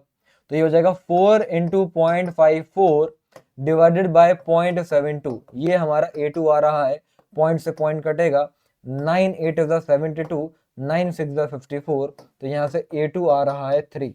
Option C is the correct answer. 4 2 8 है ना, 1 2 3 6, देख लीजिए। तो option C is the correct answer. चले चलो भाई साहब, चलो नेक्स्ट क्वेश्चन की तरफ। अब यहां पर देखो क्या बोला गया, the effective power of combination of 5 identical convex lens जिनको आपस में जोड़ जोड़ के बनाया गया है इस 25 डायोप्टर। 5 कॉन्वेक्स लेंस को आपस में जोड़ा और जोड़ने के बाद जो उनकी टोटल पावर आई वो 25 डायोप्टर है। जिनको नहीं मालूम मैं बता दूं कि अगर ये एक लेंस है और ये दूसरा लेंस है, इसकी फोकल लेंथ f1, इसकी फोकल लेंथ f2, तो इनकी कंबाइंड फोकल लेंथ का फॉर्मूला होता है 1/f1 प्लस 1/f2। और सॉरी, फोकल लेंथ का उल्टा होता है पावर, तो हमारी कंबाइंड पावर का फॉर्मूला हो जाएगा सिंपल P1 प्लस P2। अब ये ऐसे ऐसे कितने हैं, 5 हैं, तो जो हमारी टोटल पावर आ रही है वो कंबाइंड पावर जो आ रही है वो 5 टाइम्स ऑफ किसी एक लेंस की पावर के बराबर आ रही है। तो कंबाइंड पावर है 25, वो आ रही है किसी एक लेंस की पावर के 5 गुना। तो यहां से मुझे क्या पता चला कि मेरे एक लेंस की पावर 5 डायोप्टर है। मैंने बिल्कुल तरीके से तुमको बताया, वरना तो सिंपल भी था कि 5 लेंस की पावर 25 है, तो एक की कितनी होगी, 5। बहुत सिंपल सी बात, पावर आ गई। फोकल लेंथ जो होती है वो पावर का उल्टा होती है, तो 1/5 आंसर हो जाएगा। लेकिन 1/5 तो है ही नहीं, तो कोई दिक्कत वाली बात नहीं है। ये 1/5 मीटर में आया है, इसको सेंटीमीटर में करना है तो ये 100/5 सेंटीमीटर हो जाएगा, या फिर अगर हम बोले तो ये 20 सेंटीमीटर हो जाएगा। तो option B will be the correct answer. देख लीजिए इसको अच्छे तरीके से, फिर हम आगे बढ़ते हैं। चलें, लिखते हुए चल रहे हो, चेक करते हुए चल रहे हो, 10 में से कितने क्वेश्चन तुम्हारे बन पाए हैं? हाँ जी, लास्ट में स्कोर चाहिए मुझे। अब तक मैंने टोटल 10 क्वेश्चन कराए, कितने तुमसे बन पाए? और इन 10 क्वेश्चन को करने में जितना ज्यादा तुम्हारे एफर्ट लगे हैं, आगे आने वाले 10 क्वेश्चन अब थोड़े इजी लगेंगे, क्योंकि अब जो दिमाग पे धूल चढ़ी हुई थी ना फॉर्मूले के ऊपर, वो थोड़ी सी हट गई होगी, चीजें रिकॉल कर पा रहे होगे जो मैंने पहले पढ़ाई है आपको, है ना। So again option B is the correct answer, बिल्कुल सही। नेक्स्ट क्वेश्चन, क्वेश्चन नंबर 11 पर चलते हैं। देखो भाई, ये क्वेश्चन जो मैं आपको बता रहा हूं 2022 में आया, एग्जैक्ट सेम क्वेश्चन 2025 में रखा हुआ है, कोई वैल्यू चेंज नहीं करी, कोई ऑप्शन चेंज नहीं करा, और रिपीट हुआ है तो 26 में भी हो सकता है। अब कौन सा वाला होगा वो तो मुझे नहीं मालूम, होंगे इन्हीं में से ही। ये है बस कहानी। क्या बोला गया भाई? बोला यह जा रहा है कि हमारा जो प्रिज्म होता है, प्रिज्म के रिफ्रैक्टिव इंडेक्स दे रखा है कॉट a/2, तो मिनिमम एंगल ऑफ डेविएशन बताना है। तो देखो, प्रिज्म में रिफ्रैक्टिव इंडेक्स का फॉर्मूला होता है sine a plus del by 2 divided by sine a/2, ठीक है, साइन a/2। अब हमें रिफ्रैक्टिव इंडेक्स दे रखा है कॉट a/2, और कॉट को हम कॉस अपॉन साइन कहते हैं, तो म्यू की जगह पर मैं लिख सकता हूं cos a/2 divided by sine a/2, और यहां पर अगेन ये sine a plus del by 2 divided by sine a/2। तो यार साइन a/2 से साइन a/2 तो कट गया, और कॉस को मैं 90 माइनस थीटा लिख सकता हूं, तो यहां पर मैंने लिखा साइन, मतलब कॉस को साइन 90 माइनस थीटा कहते हैं ना, तो sine π/2 minus a/2 will be equals to sine a plus del by 2। समझ रहे हो? तो साइन से साइन भी एक दूसरे को कैंसिल आउट कर देंगे, तो यहां से ये पाई माइनस a/2 है ना, दोनों के नीचे 2 है, और उधर a प्लस डेल बाय 2 आ रहा है, 2 से 2 भी गया, तो ये पाई माइनस a आ रहा है, a प्लस डेल, a भी उधर भेज दूंगा तो डेल आ रहा है पाई माइनस 2a। समझे? तो ये हमारा एंगल ऑफ मिनिमम डेविएशन का आंसर आ गया, जो कि ऑप्शन ए है। और एक बात यार आप सभी बच्चों से मैं जानना चाहूंगा, जैसे कि ये PYQ सेशन है, तो ये मैं सोच के करवा रहा हूँ कि भाई तुमने चैप्टर थोड़ा सा पढ़ रखा होगा, मेरे गदर सेशन लगा रखे होंगे, तो वैसे अगर तुम उस कैटेगरी वाले बच्चे हैं तो तुमसे ये मेरा सवाल है ही नहीं फिर, मुझे लगता है, क्योंकि तुम्हें ये सारी बातें समझ में आ ही रही होंगी। लेकिन एक बार फिर भी मुझे बता देना सारे बच्चे कमेंट बॉक्स में कि ओवरऑल सेशन में, जैसे मैंने अभी 11 सवाल कराए, तो स्पीड मेरी ठीक है, ज़्यादा फास्ट तो नहीं है, ज़्यादा स्लो तो नहीं है ना, और explanation up to the mark है या नहीं, मुझे बता देना, क्योंकि देखो ये चीज़ मेरे हाथ में है। मैं चाहूँ तो ये जो जितनी देर में मैंने तुमको 11 सवाल कराए हैं, इतनी देर में मैं तुमको 20 सवाल भी करा चुका होता। ठीक है, मेरे लिए क्या है, मैं तो 30 के 30 सवाल 30 मिनट में कर दूंगा, लेकिन तुम लोगों को समझाने के लिए मैं करवा रहा हूँ, है ना, तो इसलिए टाइम ज़्यादा भी लगेगा। तो बता देना कि भाई ठीक है, बातें समझ में आ रही हैं, सेशन अच्छा जा रहा है या खराब जा रहा है। मतलब आप लोगों को एक जनरल फीडबैक मैं जानना चाहूंगा, ताकि नेक्स्ट जब मैं पीवाईक्यू का सेशन लेकर आऊं तो उन बातों को मैं थोड़ा सा दिमाग में रख पाऊं। ठीक है, तो जो भी जनरल फीडबैक हो कि हाँ भाई समझ में आ रहा है या नहीं आ रहा, बता दीजिएगा। चलिए फिलहाल नेक्स्ट क्वेश्चन नंबर 12 पर अगेन क्रिटिकल एंगल के ऊपर ये क्वेश्चन है। यहां पर क्वेश्चन में बोला गया है कि एक हेमिस्फेरिकल बॉल है, ये क्या है, एक हेमिस्फेरिकल बाउल है जिसके अंदर कोई लिक्विड भरा हुआ है जिसका कुछ रिफ्रैक्टिव इंडेक्स म्यू है। ओ पॉइंट पर अगर रखा हुआ कोई कॉइन है, कोई कॉइन कहां रखा हुआ है, मान लो इस ओ पॉइंट पर रखा हुआ है, तो इस ओ पॉइंट पर रखे हुए कॉइन को आप ई पॉइंट से देखना चाह रहे हो, तो बताओ रिफ्रैक्टिव इंडेक्स क्या होना चाहिए।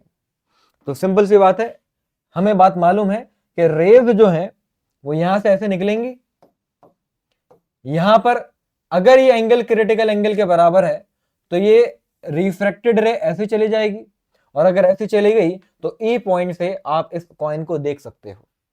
मतलब ये बात क्लियर हुई कि ये जो आप एंगल देख रहे हो, ये एंगल हमारा आईसी के बराबर होगा, मतलब क्रिटिकल एंगल के बराबर होगा। अब ये एंगल अगर हमारा क्रिटिकल एंगल के बराबर है तो यहां पर भी आप देखो ये आईसी है, तो ये भी तो हमारा क्रिटिकल एंगल ही हो गया, ऑल्टरनेट एंगल। तो बस यहां पर मैंने ट्राइंगल बनाया जिसमें ये हमारे लिए आईसी है, और ये देखो ये तो रेडियस होगी ना स्फीयर की रेडियस, और ये भी रेडियस ही है स्फीयर की रेडियस। तो यहां पर साफ साफ दिख रहा है कि अगर ये भी रेडियस ये भी रेडियस, तो ये हमारा एंगल हो गया 45 डिग्री। नहीं है बस समझ में, ये 90 है, ये दोनों साइड बराबर, तो ये दोनों एंगल 45 के।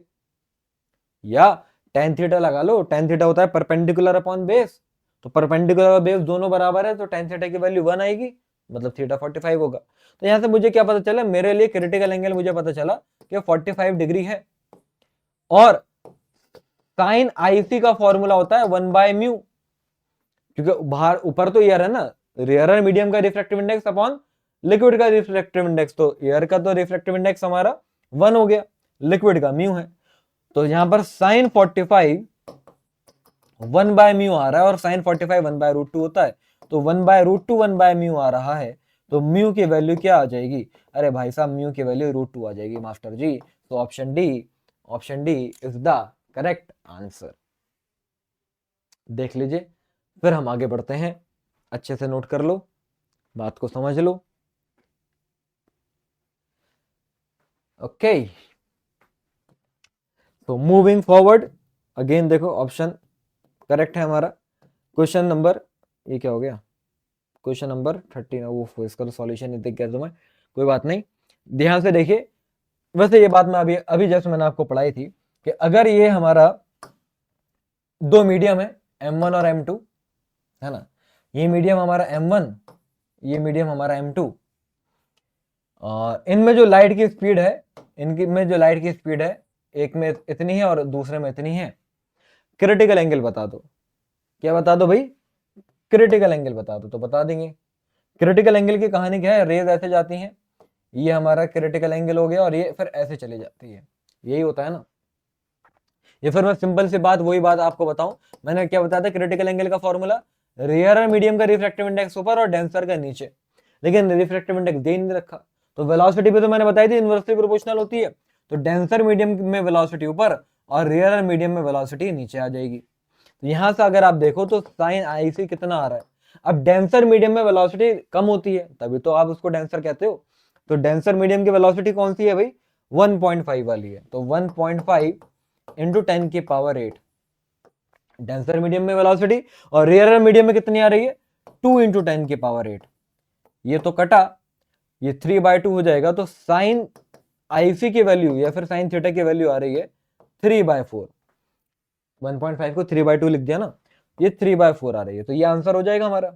लेकिन दिक्कत वाली बात क्या है कि यहां पर कहीं पर भी आईसी साइन इनवर्स 3/4 कहीं नहीं है, कोई दिक्कत वाली बात नहीं। इसको अगर आप मैं ट्रायंगल बना दूं ऐसे करके, तो ये अगर एंगल थीटा है तो थीटा आ रहा है 3/4, मतलब परपेंडिकुलर 3 और हाइपोटेनियस आ रही है 4। Sine theta perpendicular upon hypotenuse होता है। तो यहां अगर पाइथागोरस थ्योरम लगाते हैं तो पाइथागोरस थ्योरम लगा के बेस कितनी आएगी, अरे हाइपोटेनियस के स्क्वायर में से परपेंडिकुलर का स्क्वायर माइनस कर दो, 16 माइनस 9 होता है 7, तो बेस आ रही है √7।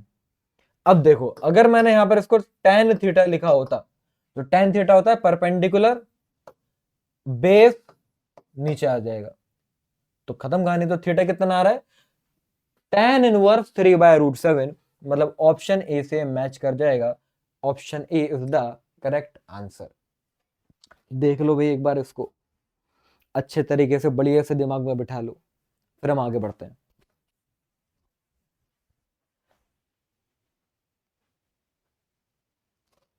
चले चले मेरे प्यारो, आओ यार नेक्स्ट क्वेश्चन की तरफ। ऑप्शन ए बिल्कुल सही आंसर है। Question number 14। अब यहां पर बात हो रही है हमारे प्रिज्म की। अगेन प्रिज्म की कुछ कुछ प्रॉपर्टीज पूछी जा रही हैं, तो मैं बता देता हूं पहले ही आपको कि प्रिज्म में क्या होता है कि अगर हमारा मिनिमम डेविएशन वाला केस होता है, तो ये जो लाइट की रे आई, जो हमारा एंगल ऑफ इंसिडेंस I1 होता है, तो अंदर एंटर करते ही ये बेस के पैरेलल हो जाती है ना। और फिर जब वो बाहर निकलती है तो एंगल हमारा I2 है, तो I1 जो है I2 के बराबर होता है फॉर मिनिमम डेविएशन, ठीक है। और सेम इसी तरीके से एंगल ऑफ रिफ्रैक्शन अगर ये R1 है और ये R2 है, तो R1 R2 भी बराबर होते हैं, और R1 और R2 का सम A के बराबर होता है। क्योंकि R1 R2 बराबर है तो ये 2R A के बराबर हो जाएगा, तो R A/2 हो जाएगा। सही है। बस तो पहले ही आपको उसमें क्या बोला जा रहा है, the refracted ray inside the prism becomes parallel to the base. तो क्या रिफ्रैक्टेड रे बेस के पैरेलल हो गई? बिल्कुल हो गई, तो ए वाली बात सही है। दूसरी वाली बात क्या कहा जा रहा है कि जितना ज्यादा हमारा प्रिज्म का एंगल होगा उतना छोटा हमारा एंगल ऑफ डेविएशन होगा। ऐसा नहीं होता, क्योंकि म्यू का फॉर्मूला मैंने पीछे भी अभी आपको बताया, sine A plus del by 2 divided by sine A/2 है। तो अगर मैं ए की वैल्यू बढ़ाऊंगा,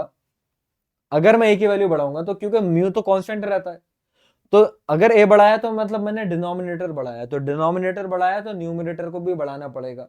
न्यूमिनेटर बढ़ाने के लिए ए तो बढ़ ही रहा है, साथ में डेल को भी बढ़ाना पड़ेगा। तो यहां से ये बात समझ में आई कि ए बढ़ाने पर तो डेल बढ़ रहा है, कम तो नहीं हो रहा। मतलब हम इसके बारे में कुछ कह ही नहीं सकते ज्यादा अच्छे तरीके से, तो बी वाली बात गलत हो गई।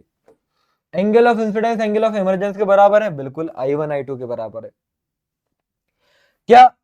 और देखो उसका ग्राफ भी आता है ना, इसका ग्राफ ऐसे आता है, ये देखा जाता है एंगल ऑफ डेविएशन और एंगल ऑफ इंसिडेंस का ग्राफ कुछ इस तरीके से आता है, लाइक दिस। मतलब हमें दो अलग अलग एंगल ऑफ इंसिडेंस पर सेम एंगल ऑफ डेविएशन मिल जाता है। तो हम यहीं पर ये बात बोली जा रही है, क्या ऐसा पॉसिबल है कि दो अलग अलग एंगल ऑफ इंसिडेंस पर हमें एंगल ऑफ डेविएशन मिल जाए? बिल्कुल। बस लेकिन एक ही पर्टिकुलर ऐसा एंगल ऑफ इंसिडेंस होता है जिस पर एंगल ऑफ डेविएशन मिनिमम होता है। तो यहीं पे ये बात लिखी हुई है, एक्सेप्ट मिनिमम डेविएशन। तो डी वाली बात बिल्कुल सही है। और क्या कहा जा रहा है, एंगल ऑफ रिफ्रैक्शन आर जो है वो प्रिज्म एंगल का डबल हो जाएगा। अरे डबल कहां, आधा हो जाएगा, डबल कैसे हो गया? तो ई वाली बात गलत हो गई। तो A C D, option D is the correct answer. A C D वाली बातें करेक्ट है। एक बार अच्छे से देख लो, इस सिर्फ क्वेश्चन की हेल्प से तुमको मैंने प्रिज्म ही पूरा पढ़ा दिया। अच्छे से देखिए, फिर हम आगे बढ़ते हैं। चले चलो यार, बहुत बढ़िया बच्चों, शाबाश। नेक्स्ट क्वेश्चन की तरफ, क्वेश्चन नंबर 15। चलो ये ट्राई करो आप लोग, देखता हूं कितने बच्चे कर पाते हैं। खुद से ट्राई करो एक बार। मिरर के ऊपर क्वेश्चन आ गए हैं, है ना।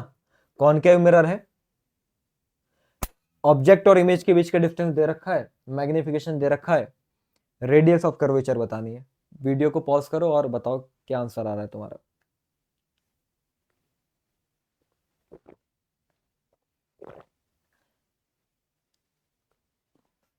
हम्म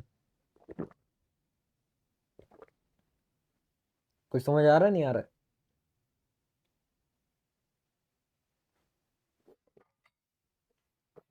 देखो ऐसे क्वेश्चन करने का बेस्ट तरीका है रे डायग्राम बनाओ। कॉनकेव मिरर है तो बना लिया concave mirror, principal axis, magnification आप देख रहे हो -3 है, मतलब माइनस में है, मतलब इमेज जो बन रही होगी वो उल्टी बन रही होगी। उल्टी मतलब इन्वर्टेड, और इमेज इन्वर्टेड बनती तब है जब वो रियल होती है।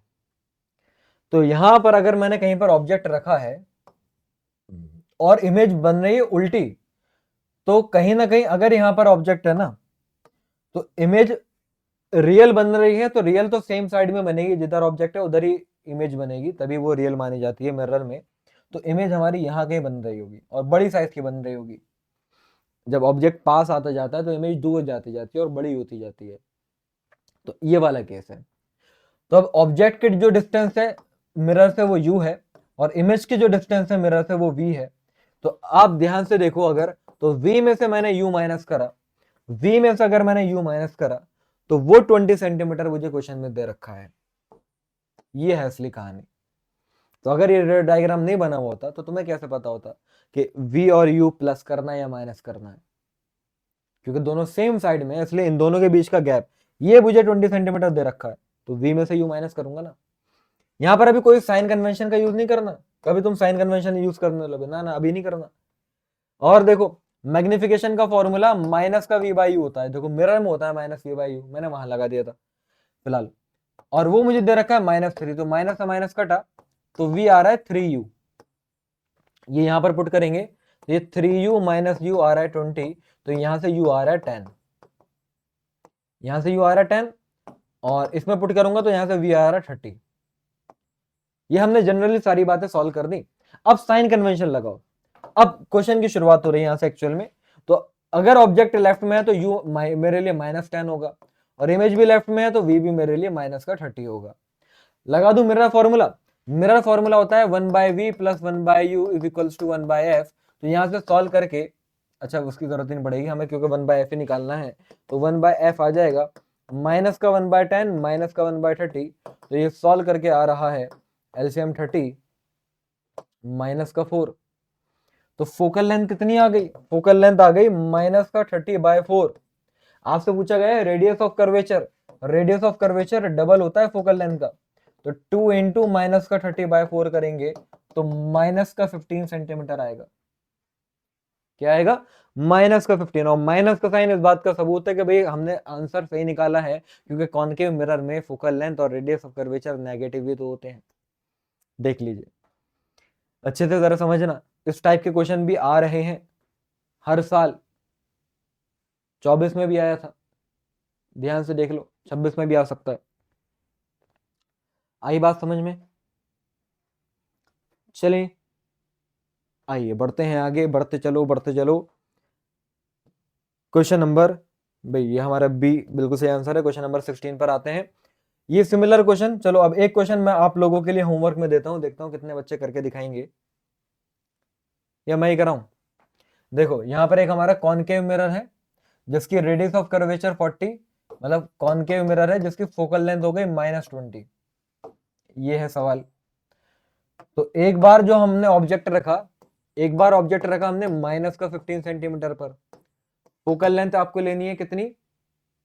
फोकल लेंथ आपको लेनी है माइनस का 20 सेंटीमीटर। लाओ चलो ये मैं ही करा देता हूँ, होमवर्क में नहीं दे रहा। अगेन मेरा फॉर्मूला क्या था? 1/v plus 1/u is equal to 1/f। यहां से अगर डायरेक्ट तुमको v निकालना है ना, तो उसका फॉर्मूला बनता है uf upon u minus F, uf upon u minus F. तो यहां से अगर मैं v निकालूं तो uf, तो uf upon u minus F, तो माइनस माइनस प्लस हो गया। तो यहां से सॉल्व करके ये बैठ रहा है कितना, प्लस का कितना बैठ रहा है? 60 बैठ रहा है क्या? 5 है, 5 3 था, हाँ ये प्लस का 60 सेंटीमीटर आ रहा है। तो पहले वाले केस में जो मेरी इमेज बन रही है वो प्लस का 60 सेंटीमीटर मतलब राइट में बन रही होगी ये। ओके, सिमिलरली दूसरे केस में आपसे बोला गया कि अब ऑब्जेक्ट रखा हुआ है 25 सेंटीमीटर दूर। अब अगर ऑब्जेक्ट 25 सेंटीमीटर दूर है तो सेम कहानी, बस u की जगह पर -25 रख के दोबारा से v निकालो। और अब अगर पॉजिटिव आया तो उधर ही साइड है, नेगेटिव आया तो लेफ्ट साइड में है। तो उन दोनों के बीच में कितना डिस्टेंस है वो आपको बताना है। चलो इतना अब आप लोग करिएगा, उन दोनों के बीच में कितना डिस्टेंस है, ये डिस्टेंस भी आपको बताना है। तो ये आप लोग करना, कर पाओगे? मैं देखो कराना चाहूँ तो करा दूं इतनी देर में, लेकिन मैं चाह रहा हूँ तुम खुद से ट्राई करो। v इस फॉर्मूले से निकालना है, दोबारा निकालना है, u -25 रखना, और अगर आंसर पॉजिटिव आए तो मतलब राइट में है, तो उन दोनों के बीच का अगर डिस्टेंस चाहिए तो माइनस करोगे, और अगर लेफ्ट में आए मतलब नेगेटिव में अगर आए तो फिर उन दोनों का अगर बीच का डिस्टेंस चाहिए तो आप उनको ऐड करोगे, सिंपल सी बात है। ठीक है, तो करिएगा और बताइएगा कमेंट बॉक्स में क्वेश्चन नंबर 16, ये टाइम इस टाइम लिखकर बताओ आंसर क्या आ रहा है। देखता हूं यहां तक कितने बच्चे पहुंच पाए। ये टाइम इस टाइम जितने बच्चों का आएगा मुझे पता चलेगा कि तुम में से ऐसे कितने बच्चे हैं जिन्होंने 15 भी क्वेश्चन कंप्लीट करे हैं। मैं सही में बता रहा हूं, मैं तो चेक करूंगा। और अगर मुझे लगा कि भाई बच्चों को इतनी ज्यादा जरूरत शायद है नहीं इन पीवाईक्यूज की, तो मैं बेवजह ही अगर करा रहा हूं तो मैं नहीं कराऊंगा, ठीक है, क्योंकि गदर में अच्छे से करा ही रहा हूँ, बाकी सारी चीजें भी चली रही हैं, ये तुम लोगों के एक्स्ट्रा डिमांड के लिए मैं लेकर आया हूँ, तो पता चल जाएगा, है ना। तो अगर तुम्हारे आंसर नहीं आए, इस पर कमेंट नहीं आए, अगला सेशन भूल जाना भाई, पीवाईक्यू का मैथ लेकर नहीं आऊंगा। रात तुम सोच रहे हो मुझे टाइम नहीं मिल रहा, बिल्कुल बच्चों, रात को 1-1 बजे जाग के मैं तुम्हारे लिए पीवाईक्यू रिकॉर्ड कर रहा हूँ। तो ऐसा हो रहा है कि जेडबल मेंस का एग्जाम मेरा भी है तुम्हारे साथ साथ। तुम रातों को जाग जाग के पढ़ रहे हो तो मैं रातों को जाग जाग के पढ़ा रहा हूँ। बताओ क्या फायदा हुआ इतना पढ़ाई लिखाई का। चलिए आगे बढ़ते हैं। Next question, question number 17। इसमें देखो क्या बोला गया है, सेम क्वेश्चन, ये सेम क्वेश्चन है, ये मैं पूरा होमवर्क में दे सकता हूं, बता देता हूं फिर भी। मिरर फॉर्मूला जो है यूज करा है, और वो मिरर फॉर्मूले में मैग्निफिकेशन हमें दे रखा है 1/4, और distance between the object and image. देखो पहली बात तो ये मैग्निफिकेशन हमारा पॉजिटिव आ रहा है, मतलब इमेज बनी होगी वर्चुअल, और इमेज वर्चुअल और छोटी बनी है क्योंकि देखो मैग्निफिकेशन 1 से छोटा आ रहा है। तो ऐसा सिर्फ एक लौता केस है कॉन्वेक्स मिरर में, ऐसा होता है कि ऑब्जेक्ट की छोटी इमेज बनती है। तो यहाँ ऑब्जेक्ट है तो यहाँ इमेज है, तो ऑब्जेक्ट और इमेज के बीच का डिस्टेंस 40 है। तो इस बार देखो ये अगर u है और ये अगर v है, तो इस बार u और v ऐड करके 40 आएगा, इस बार प्लस करना है। अभी कराया था लास्ट सेकंड क्वेश्चन जो कराया था सेम ये तो था। तो और यहां से देखो m का फॉर्मूला -v/u होता है, तो यहां से हो जाएगा u जो है वो -4v आ रहा है, u क्या आ रहा है -4v। लेकिन यहाँ पर हमने जो लिखा है ना एक्चुअल में, ये u और v साइन कन्वेंशन का यूज कौन सा करा है अभी हमने, तो ये एक्चुअल में इन दोनों के मॉड हैं। u का मैग्नीट्यूड और v का मैग्नीट्यूड सम करके 40 आ रहा है, तो u की जगह पर -4u रखूंगा, लेकिन वो मतलब u की जगह पर -4v रखूंगा, लेकिन वो 1 प्लस का 4v जाएगा, तो 4v प्लस v 40 है, तो 5v 40 मतलब v आया होगा 8, सही कह रहा हूं। और v अगर 8 आया तो u आ जाएगा हमारा माइनस का 32, 8 4 32। अब बता दो फोकल लेंथ क्या आ रही है, ठीक है। तो 1/f क्या हो जाएगा, 1/v प्लस 1/u, मतलब 1/8 माइनस 1/32। अब तो तुम लोग कर ही लोगे, अब बता देना, ठीक है। ये भी मैं तुम्हें होमवर्क में दे रहा हूँ, ठीक है। इसका आंसर बताइएगा, सॉल्व करके f निकाल लीजिएगा जो भी आएगा, पूरा ही करा दिया मैंने, सही है। Next question, question number 18। देखो भाई एपरेंट डेप्थ के ऊपर क्वेश्चन आ जाता है कई बार। क्या होता है कि हम किसी भी चीज को, किसी भी ऑब्जेक्ट को, अगर हम रेयर मीडियम में है, लेकिन वो ऑब्जेक्ट अगर डेंसर मीडियम में है, तो उस डेंसर मीडियम में रखे हुए जब ऑब्जेक्ट को हम देखते हैं तो एक्चुअल में वो जितनी गहराई पर होता है हमें उससे थोड़ी कम गहराई पर दिखता है, इसी को हम एपरेंट डेप्थ कहते हैं। और एपरेंट डेप्थ का फॉर्मूला होता है रियल डेप्थ बाय म्यू। तो यहां पर क्वेश्चन में क्या है कि एक ग्लास स्लैब है, एक ग्लास स्लैब है जिसमें यहां पर कहीं पर ऐसे ऑब्जेक्ट रखा हुआ है। तो जब इस ऑब्जेक्ट को आपने इधर वाली साइड से देखा, इधर वाली साइड से देखा, तो आपको एपरेंट डिस्टेंस दिखा 12 का, मतलब आपको ये जो डिस्टेंस दिखा एपरेंट डिस्टेंस इधर साइड से, वो आपको दिखा 12 का। और जब आपने दूसरी साइड से देखा तो दूसरी साइड से आपको ये एपरेंट डिस्टेंस दिखा, उधर वाली साइड से जब आपने देखा तो 4 सेंटीमीटर का। और बोला ये जा रहा है कि एक्चुअल में इस पूरे के पूरे ग्लास स्लैब की जो थिकनेस है वो है 24 सेंटीमीटर। तो बता दो ग्लास स्लैब का रिफ्रैक्टिव इंडेक्स क्या होगा, या इस आइस स्लैब का, आइस क्यूब का रिफ्रैक्टिव इंडेक्स क्या होगा। आइस क्यूब है वैसे तो मुझे 12 का तो दिख रहा है ना, एक्चुअल में 12 का कौन सा होगा, तो ये रियल डिस्टेंस कितना आएगा यहाँ का, तो रियल डिस्टेंस होता है देखो एपरेंट डेप्थ इनटू म्यू, तो रियल डिस्टेंस आएगा वो 12 इंटू म्यू इधर वाले पोर्शन का, और इधर वाले पोर्शन का भी जो रियल आएगा वो आएगा 4 इंटू म्यू, और एक्चुअल में जो रियल डिस्टेंस है वो 24 दे रखा है, तो दोनों को प्लस करके 24 के बराबर करा, कहानी खत्म हो गई। कितना लल्लू क्वेश्चन बन गया ये। तो ये 16 म्यू जो है वो 24 आ रहा है, एंड 6 4 द 6 से नहीं जाएगा, सॉरी 4 6 द 4 4 द, तो म्यू आ रहा है 3/2 आ रहा है क्या, हाँ 12 2 द 24, नहीं नहीं 12 से भी नहीं जा रहा, 8 से जा रहा है, अच्छा 8 3 एंड 8 2 सही है, 3/2 आ रहा है बच्चों। तो ये एक्चुअल में आइस क्यूब नहीं, ये ग्लास स्लैब ही है, तुक्के में मैं सही भूल गया, क्योंकि ग्लास स्लैब का रिफ्रैक्टिव इंडेक्स होता है 3/2। देखिए इसको जरा अच्छे तरीके से, ऐसा क्वेश्चन भी आ जाता है, 2023 में आया था और 2026 में शायद ये रिपीट हो सकता है, तो इसको अच्छे से समझ लो जरा। ओके चले अगले सवाल की तरफ, आओ चलो चलते हैं। क्वेश्चन नंबर 19 बोला जा रहा है एक कॉन्वेक्स मिरर है जिसकी रेडियस ऑफ कर्वेचर है 30 centimetre and forms an image, radius of curvature 30 centimetre का मतलब क्या हो गया, फोकल लेंथ हो गई 15 सेंटीमीटर और कॉन्वेक्स है तो प्लस की हो गई। इमेज जो उसने बनाई वो बनाई उसने अपने आधे साइज की, तो देखो मैग्निफिकेशन का फॉर्मूला -v/u भी होता है या फिर height of image upon height of object भी होता है। तो क्या बोला जा रहा है, हाइट ऑफ इमेज जो है वो आधी साइज की है, तो कहीं ना कहीं ये मुझसे कहना चाह रहे हैं कि -v/u जो है वो 1/2 आ रहा है रेशो, क्योंकि हाइट की इमेज आधी है ऑब्जेक्ट से। ठीक है, तो ऑब्जेक्ट का डिस्टेंस क्या होगा, सिंपल यार, कर लोगे ना अभी या नहीं कर पाओगे। यहां से अगर आप देखो क्रॉस मल्टीप्लाई कराए तो u आ रहा है -2v,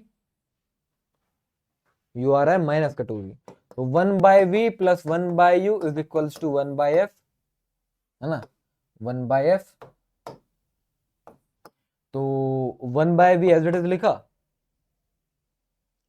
और ये हो जाएगा माइनस का, u की वैल्यू -2v है ना, तो माइनस का 2v is equals to 1/15, LCM लिया तो 2v आया, तो ये 2 - 1 हो गया 1/15, तो v की वैल्यू आ रही है 15/2।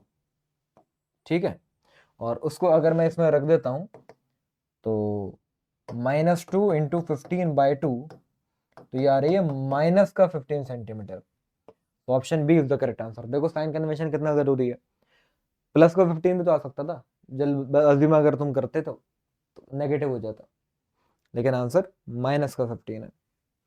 और होना भी चाहिए, तब तो कॉमन सेंस भी काम करो जरा, कि कॉन्वेक्स मिरर या कोई सा भी मिरर हो, ऑब्जेक्ट तो हमेशा हमारा लेफ्ट में ही होता है, ऑब्जेक्ट अगर लेफ्ट में है तो यू तो नेगेटिव में रखोगे साइन कन्वेंशन के हिसाब से, तो ये तो बात तय ही थी कि डी तो हो ही नहीं सकता था और सी तो हो ही नहीं सकता था, क्योंकि पॉजिटिव में कैसे आ गया ऑब्जेक्ट, ऑब्जेक्ट राइट में कैसे चला गया, हमेशा ऑब्जेक्ट लेफ्ट में ही होता है।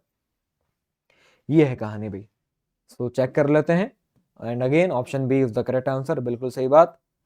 चलो यार आगे बढ़ते हैं।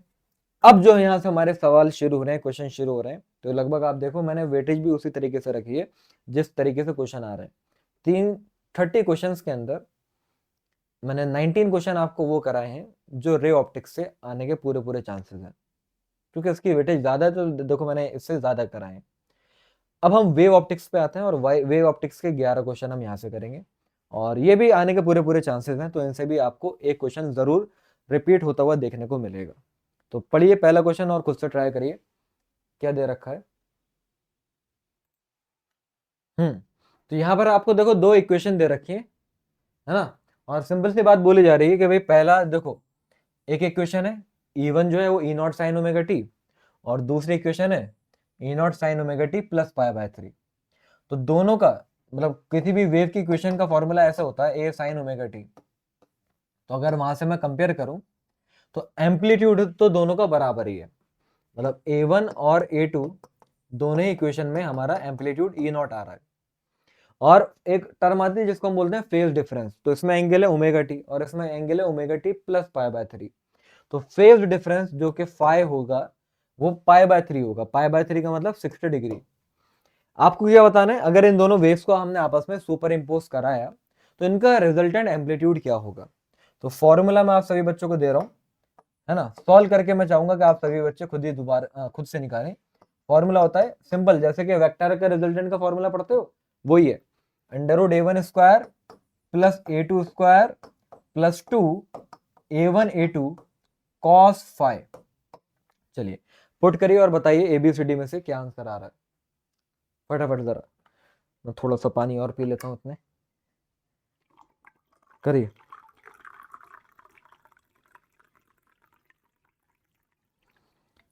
हम्म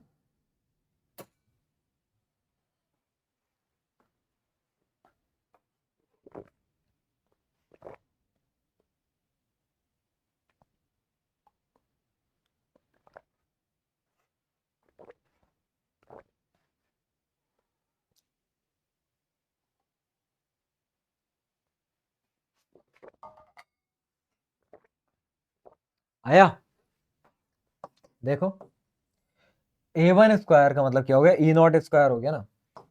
ई naught square plus E naught square plus 2 E naught again E naught square और cos 60 तो 1/2 होता है, तो 2 से 2 कटा, तो सब ऐड करके ये 3 ई नॉट स्क्वायर हो जाएगा।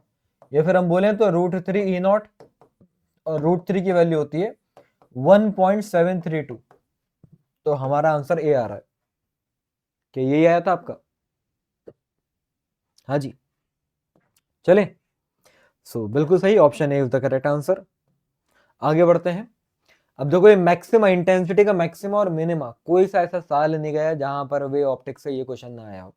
पुराने 5-6 सालों में कोई सा ऐसा साल नहीं गया, फॉर श्योर रखा हुआ है तो तुम्हारे पेपर में, देख लो। हमारे पास दो लाइट हैं जिनकी इंटेंसिटी दे रखी है किस रेशो में, I1:I2 का रेशो दे रखा है 1:9। आपसे मैक्सिमम और मिनिमम इंटेंसिटी का रेशो ही हर साल पूछ रहे हैं। तो इसका फॉर्मूला क्या होता है, मैक्सिमम इंटेंसिटी का मतलब इसका फॉर्मूला होता है √I1 प्लस √I2 का होल स्क्वायर। सेम ऐसे ही मिनिमम का होता है √I1 माइनस √I2 का होल स्क्वायर। लगा लो और फटाफट बताओ आंसर क्या आ रहा है। फॉर्मूला मैंने बता दिया, सॉल्व आप लोग कर लो। आया, देखो भाई ये 1 हो जाएगा और 9 का रूट हो जाएगा 3, तो 1 प्लस 3 का स्क्वायर ऊपर, 1 माइनस 3 का स्क्वायर नीचे, तो 4 का स्क्वायर 16 और माइनस 2 का स्क्वायर 4। 4:1 आ रहा है मेरा तो फिलहाल। आपका भी यही आया है, देख लो। So option B is the correct answer. बिल्कुल सही बात है यार, बहुत ही बढ़िया। चलते जाएंगे, अगला सवाल। YDS young double slit experiment पर तो क्वेश्चन ना आए ऐसा हो ही नहीं सकता। तो यहां पर क्या बोला गया कि भाई एक यंग डबल स्लिट एक्सपेरिमेंट वाला एपरेटस है पूरा का पूरा, और उसको उठा के आपने एक ऐसे मीडियम में डाल दिया जिसका रिफ्रैक्टिव इंडेक्स 1.44 है। कोई बात नहीं, देखते हैं आगे। It has slit separation. देखो ये YDSE में ये दो स्लिट्स होते हैं, ये स्क्रीन होती है, तो दो स्लिट के बीच का जो गैप है वो 1.5 mm दे रखा है। और वेवलेंथ जो आपने लाइट जो यूज करी उसकी वेवलेंथ है 690 नैनोमीटर, 690 नैनोमीटर। और स्लिट और स्क्रीन के बीच का गैप दे रखा है 0.72 मीटर, मतलब कैपिटल डी जो है वो 0.72 मीटर है, सेंटीमीटर नहीं भाई मीटर है। आपको क्या बतानी है, फ्रिंज विद बतानी है। तो देखो जनरली तो फ्रिंज विद का फॉर्मूला हमारा lambda capital D by small D होता है, लेकिन ये बात है एयर की। मीडियम में हमारी वेवलेंथ म्यू टाइम्स कम हो जाती है, तो मीडियम में फ्रिंज विड्थ का formula lambda capital D by mu small D हो जाएगा। अब इसके आगे की कहानी आप लोग सॉल्व करके मुझे बताएंगे आंसर क्या रहा है, ये मैं नहीं कराऊंगा, है ना। सिंपल, अब बस मल्टीप्लाई डिवाइड करना रह गया। वैल्यू पुट करो, ये 690 इंटू 10 की पावर -9 होगा। कैपिटल डी 0.72 है और म्यू 1.44 है और स्मॉल डी 1.5 मिलीमीटर है। तो 10 की पावर -3 कर दिया। अब इसके आगे आप लोग सॉल्व करिए और मुझे बताइए ए बी सी डी कौन सा ऑप्शन से बात मैच कर रही है। ये मैं आपके लिए छोड़ता हूं, अच्छे से इसको एक बार देख लो, ठीक है, ये मैं आपके लिए छोड़ रहा हूं। चलिए बहुत बढ़िया, आगे बढ़ते हैं नेक्स्ट क्वेश्चन पर। क्वेश्चन नंबर 23, देख के चुटकी में से देख के करने वाला क्वेश्चन। क्या बोला जा रहा है भाई, यंग डबल स्लिट एक्सपेरिमेंट में जो हमारे स्लिट के बीच का गैप होता है वो 0.2 है, मतलब आपको स्मॉल डी दे दिया। कहा जा रहा है कि अगर स्मॉल डी 0.2 mm से बढ़ा के 0.4 mm कर दिया जाए तो फ्रिंज विड्थ में कितना परसेंट चेंज आएगा, बताओ जरा। बीटा का formula lambda capital D by small D होता है। तो यहां से साफ साफ दिख रहा है कि फ्रिंज विड्थ जो है वो स्लिट के बीच के जो डिस्टेंस होता है स्मॉल डी उसके इनवर्सली प्रोपोर्शनल है, उसके इनवर्सली प्रोपोर्शनल है। तो अगर मैंने यार डिस्टेंस यहां पर डबल कर दिया तो फ्रिंज विड्थ आधी नहीं हो जानी चाहिए। आधी होने का मतलब कितना परसेंट हो गई, 50% हो गई। Option B is the correct answer. लो, बस दिमाग में होने वाला क्वेश्चन है ये, कुछ नहीं रखा था इसमें, इसी साल आया है भाई 2025 में, देख लो। आगे नेक्स्ट क्वेश्चन नंबर 24 देखिए। हाँ ये थोड़ा सा अच्छा क्वेश्चन है, लेकिन इसको भी मैं तुमको ट्रिक से करा दूंगा। कई बार ऐसे क्वेश्चन आ जाते हैं वाईडीएसई में कि अगर मैंने एक पर्टिकुलर वेवलेंथ यूज करी तो उसके फ्रिंजेस आई, और मैंने कोई दूसरी वेवलेंथ यूज करी उसके फ्रिंजेस आई। तो अगर दोनों ही यूज करी होती तो कहां स्क्रीन पर ऐसा होगा, कहां ऐसा होगा स्क्रीन पर कि दोनों की ब्राइट फ्रिंज कोइंसाइड कर जाए। मतलब जब स्क्रीन पर वो फ्रिंजेस आती है ना, धारी धारी आती है, तो अब अगर मैंने 480 नैनोमीटर वाली लाइट यूज करी तो वो पैटर्न कुछ और रहा होगा, और जब मैंने 600 नैनोमीटर वाली लाइट यूज करी तो पैटर्न कुछ और रहा होगा। लेकिन कोई तो ऐसी फ्रिंज होगी 480 नैनोमीटर वाली जो 600 नैनोमीटर वाली फ्रिंज के साथ बिल्कुल ओवरलैप कर जाए, वो ही आपको बताना है। तो इस केस में हमारा फॉर्मूला लगता है n1 lambda 1 will be equals to n2 lambda 2। ये कोई मतलब ये तो ट्रिक है एक्चुअल में, लेकिन ये कोई नई बात नहीं है। वो y का फॉर्मूला नहीं आता n lambda capital D by small D, वो दोनों के बस मैंने बराबर करे हैं, वहां से आता है ये। तो n1 पहले वाली की वेवलेंथ 480 और n2 दूसरे वाले की वेवलेंथ 600। तो यहां से रेशियो ही आएगा हमेशा, तो n1 बाय n2 का रेशियो आ रहा है 600 बाय 480। इसको अगर मैं कट करता हूं 12 से, तो 12 5 जा एंड 12 4 जा, तो रेशियो 5:4 जा रहा है। अब ध्यान से देखना, आंसर में 5 भी है 4 भी है, ध्यान से क्वेश्चन पढ़ो। The least number of bright fringe of 480 nanometre पूछ रहे हैं, तो 480 नैनोमीटर वाली फ्रिंज जो है वो तो n1 है ना, तो n1 की वैल्यू आपसे पूछ रहे हैं, तो मेरे लिए आंसर 5 हो जाएगा। अगर 600 नैनोमीटर की पूछते तो मेरे लिए आंसर 4 हो जाता। अच्छे से इसको जरा ध्यान से देखो और समझो, फिर मैं आगे बढ़ता हूं। ओके चले, चलो भाई साहब अगले सवाल की तरफ। Question number 25। अब ये भी इसी साल में आया हुआ क्वेश्चन, वाह वाह क्या बात है। क्या बोला गया, the width of the two slit of YDS, है ना, यंग डबल स्लिट एक्सपेरिमेंट की बात हो रही है।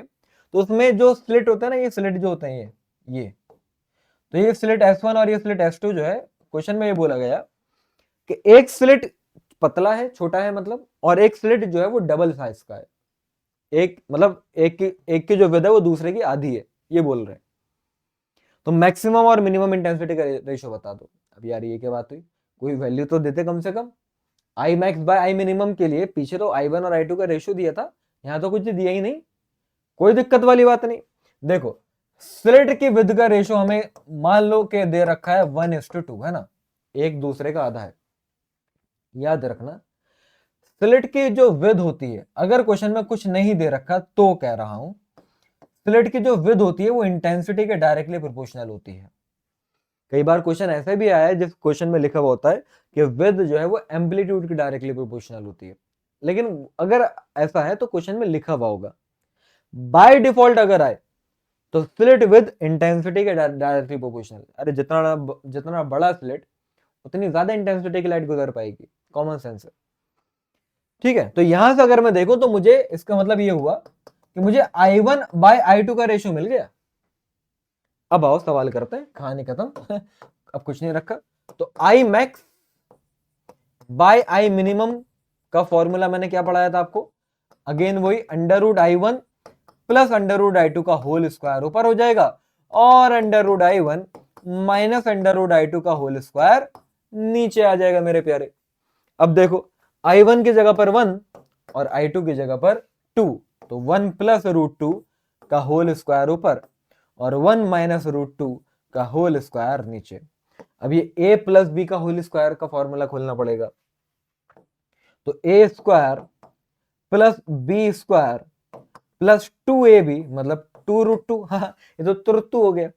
ऐसे नीचे A square plus B square minus 2ab, तो यहां मुझे साफ साफ दिख रहा है कि ऊपर आ रहा है ये 3 प्लस 2 रूट 2 और नीचे आ रहा है 3 माइनस 2 रूट 2, और ये बात तो मेरे हिसाब से ऑप्शन डी से ही मैच कर गई। आह क्या बात है, option D is the correct answer. देख लीजिए, बस 5 क्वेश्चन और बचे, अच्छे से इसको जरा बढ़िया से बातों को दिमाग में बिठा लीजिए, ऐसे सवाल आपको जरूर देखने को मिलेंगे in future. Next question, question number 26। क्या बोला गया भाई असर्शन और रीजन वाले क्वेश्चन में, यंग डबल स्लिट एक्सपेरिमेंट को अगर आपने परफॉर्म करा in an optically denser medium, तो क्या फ्रिंजेस पास पास आ जाती हैं। समझो, अभी जस्ट पढ़ाया कि जब एयर था तो हमारा फ्रिंज विड्थ का formula lambda capital D by small D है, और जब मीडियम आया तो फ्रिंज विड्थ का formula lambda capital D by mu small D है, या फिर बोले तो एयर में जो भी फ्रिंज विड्थ आ रही थी उसका म्यू टाइम्स कम हो गया। मतलब ये बात तो सही है कि हमारी मीडियम में जो फ्रिंज विड्थ आती है वो एयर की फ्रिंज विड्थ का म्यू टाइम्स कम हो जाती है, मतलब फ्रिंजेस पतली पतली हो जाएंगी, और पतली पतली हो जाएंगी मतलब पास पास आ जाएंगी। तो ये भी तो यही कह रहे हैं कि वो पास पास आ जाएंगी, तो असर्शन बिल्कुल सही है। और अब जरा समझो कि यहां पर ऐसा हुआ क्योंकि ये म्यू से डिवाइड हुआ, क्योंकि हमारी मीडियम में वेवलेंथ म्यू टाइम्स कम हो जाती है, और वेवलेंथ म्यू टाइम्स कम इसलिए होती है क्योंकि देखो वेलोसिटी ऑफ लाइट का फॉर्मूला होता है फ्रीक्वेंसी इनटू लैम्डा, तो जब एक मीडियम से दूसरे मीडियम में लाइट जाती है तो उसकी वेलोसिटी चेंज होती है, और वेलोसिटी अगर चेंज होती है तो वेवलेंथ भी चेंज होती है, क्योंकि फ्रीक्वेंसी तो कांस्टेंट रहती है। तो एक्चुअल में ये जो भी कहानी हो रही है वो वेलोसिटी के चेंज होने की वजह से ही हो रही है। तो रीजन में ये तो बात लिखी हुई है, the speed of light reduces in denser medium, और फ्रीक्वेंसी जब हमारी कांस्टेंट रहती है तो इस वजह से ऐसा हो रहा है। तो रीजन तो बिल्कुल सही है, और ऊपर वाली बात को अच्छे तरीके से एक्सप्लेन भी कर पा रहा है, तो आंसर इसका सी होगा। कुछ बच्चे बी मार्क कर देते हैं, नहीं नहीं नहीं, करेक्ट एक्सप्लेनेशन है ये, तो आंसर सी हो जाएगा। देखिए इसको, फिर मैं आगे बढ़ता हूँ, option C is the correct answer.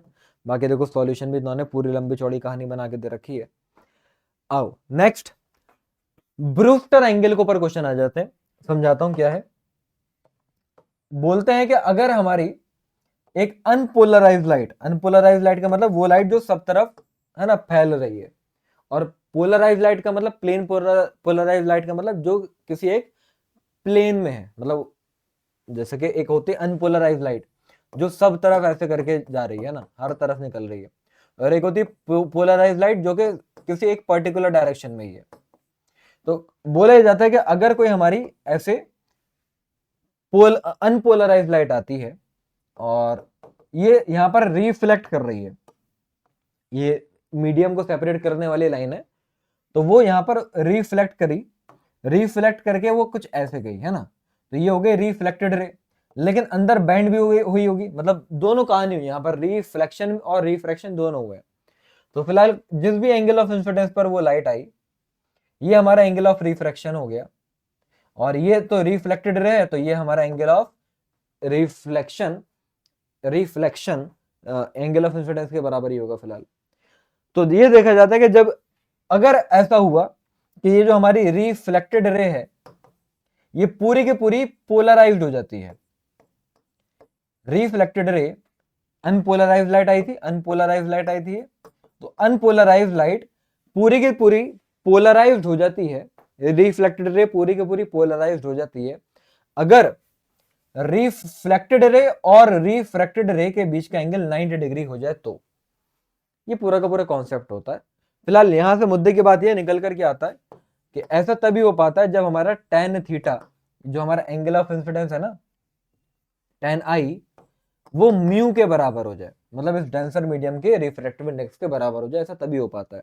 और इस एंगल को हम ब्रूस्टर एंगल कहते हैं, है ना, BREWESTER, है ना, ब्रीवेस्टर नहीं होता, एक्चुअल में ब्रूस्टर एंगल कहते हैं। फिलहाल ये है कहानी। एक सेकेंड, मैंने ये क्या कर दिया,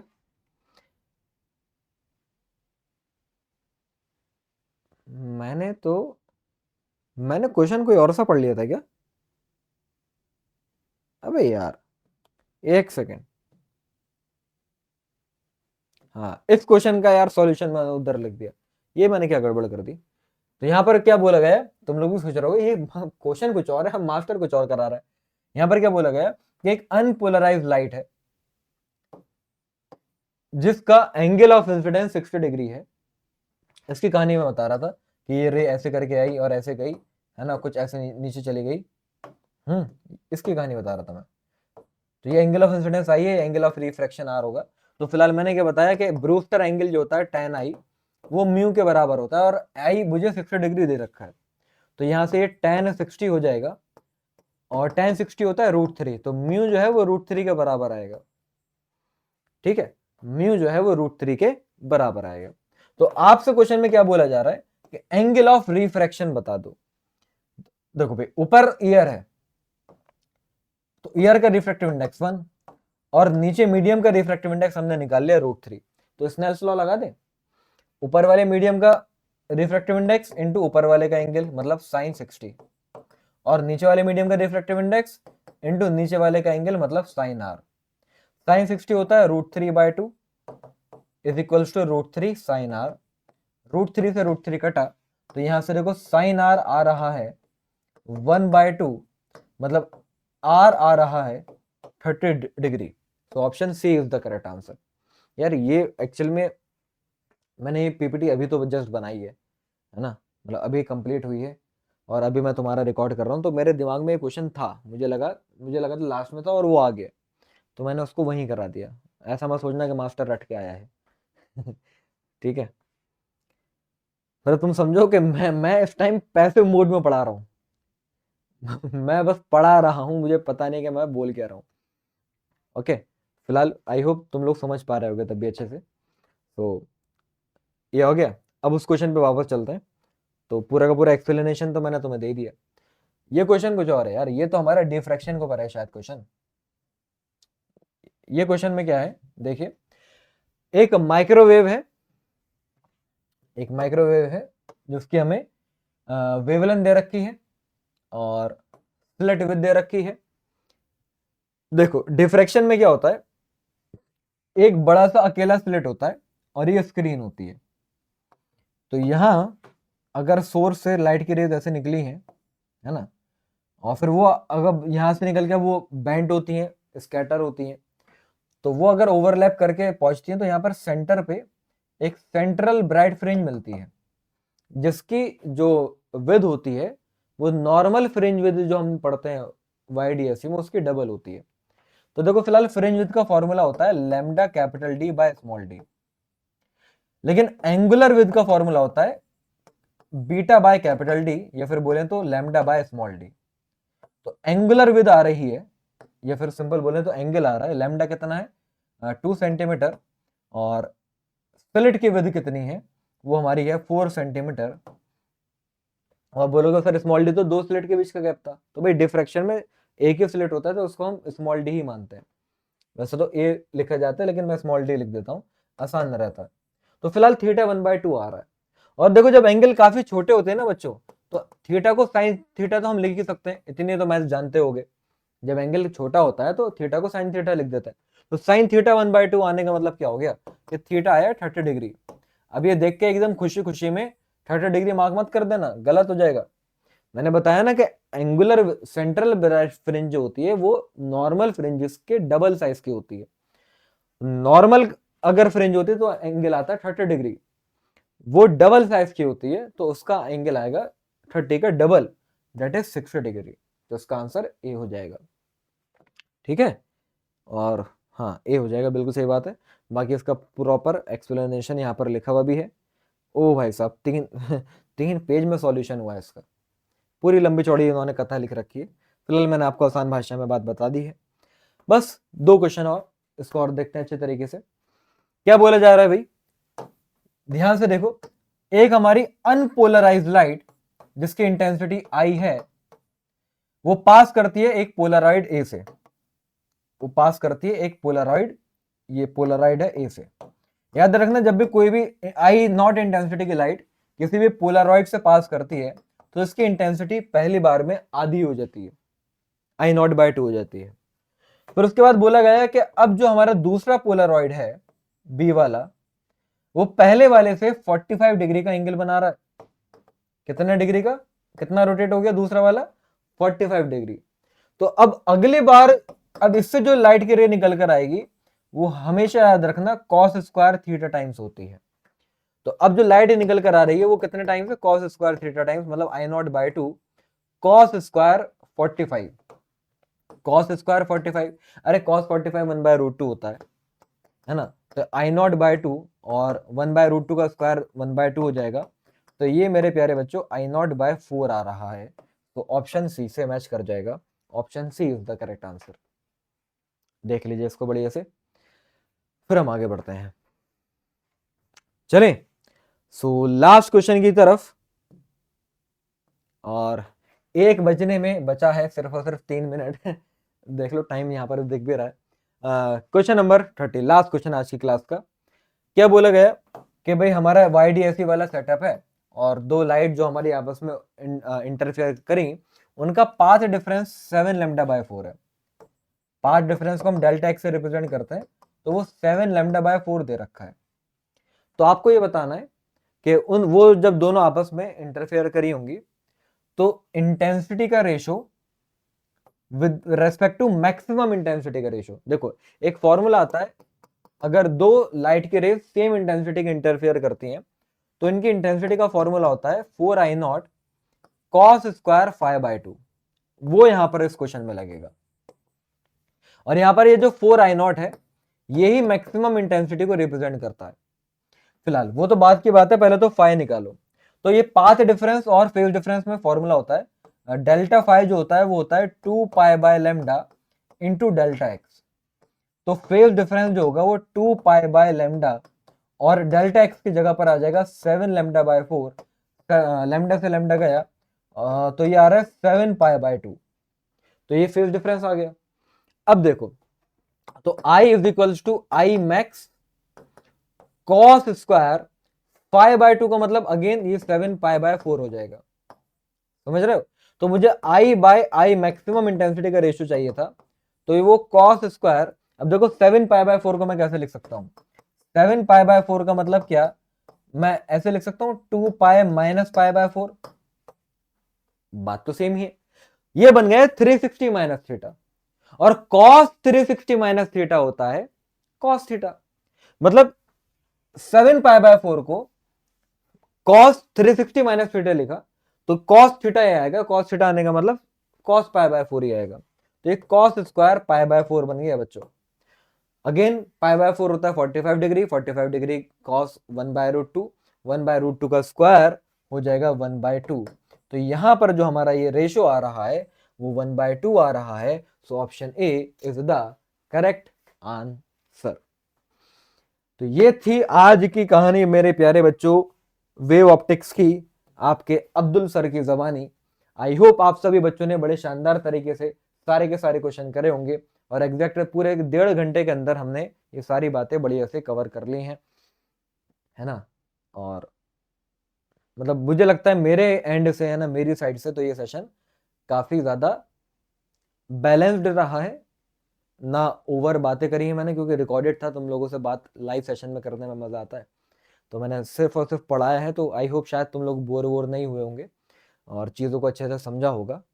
एंड ज़रूर यार आप लोगों के जेन्युइन फीडबैक का मैं वेट करूँगा, और तुम्हारा स्कोर क्या रहा आउट ऑफ 30 क्वेश्चन, कितने क्वेश्चन ऐसे थे जो तुमको लगता है कि तुम खुद से कर लेते, वो मुझे ज़रूर बताना, ताकि मैं तुम लोगों के नाम पढ़ूँ और मुझे पता चले कि कौन किस लेवल पर अभी है। ठीक है, और फिर अगर तुम लोगों को आज का ये सेशन पसंद आता है तो अगेन दूसरे सेशन में इस टाइप से हम दोबारा से ज़रूर मुलाकात करेंगे किसी और चैप्टर के ऐसी 30 मोस्ट इंपॉर्टेंट पीवाईक्यूज के साथ। ओके, तो मिलते हैं बच्चों अगले सेशन में। जब तक के लिए अच्छे से पढ़ाई करते रहिए और मेहनत करते रहिए। ये बंदा आपके साथ हर तरीके से खड़ा है, तो हिम्मत तुमको नहीं हारनी है, हौसला अपना बुलंद रखना है। ओके, तो tata bye bye, see you, जय हिंद।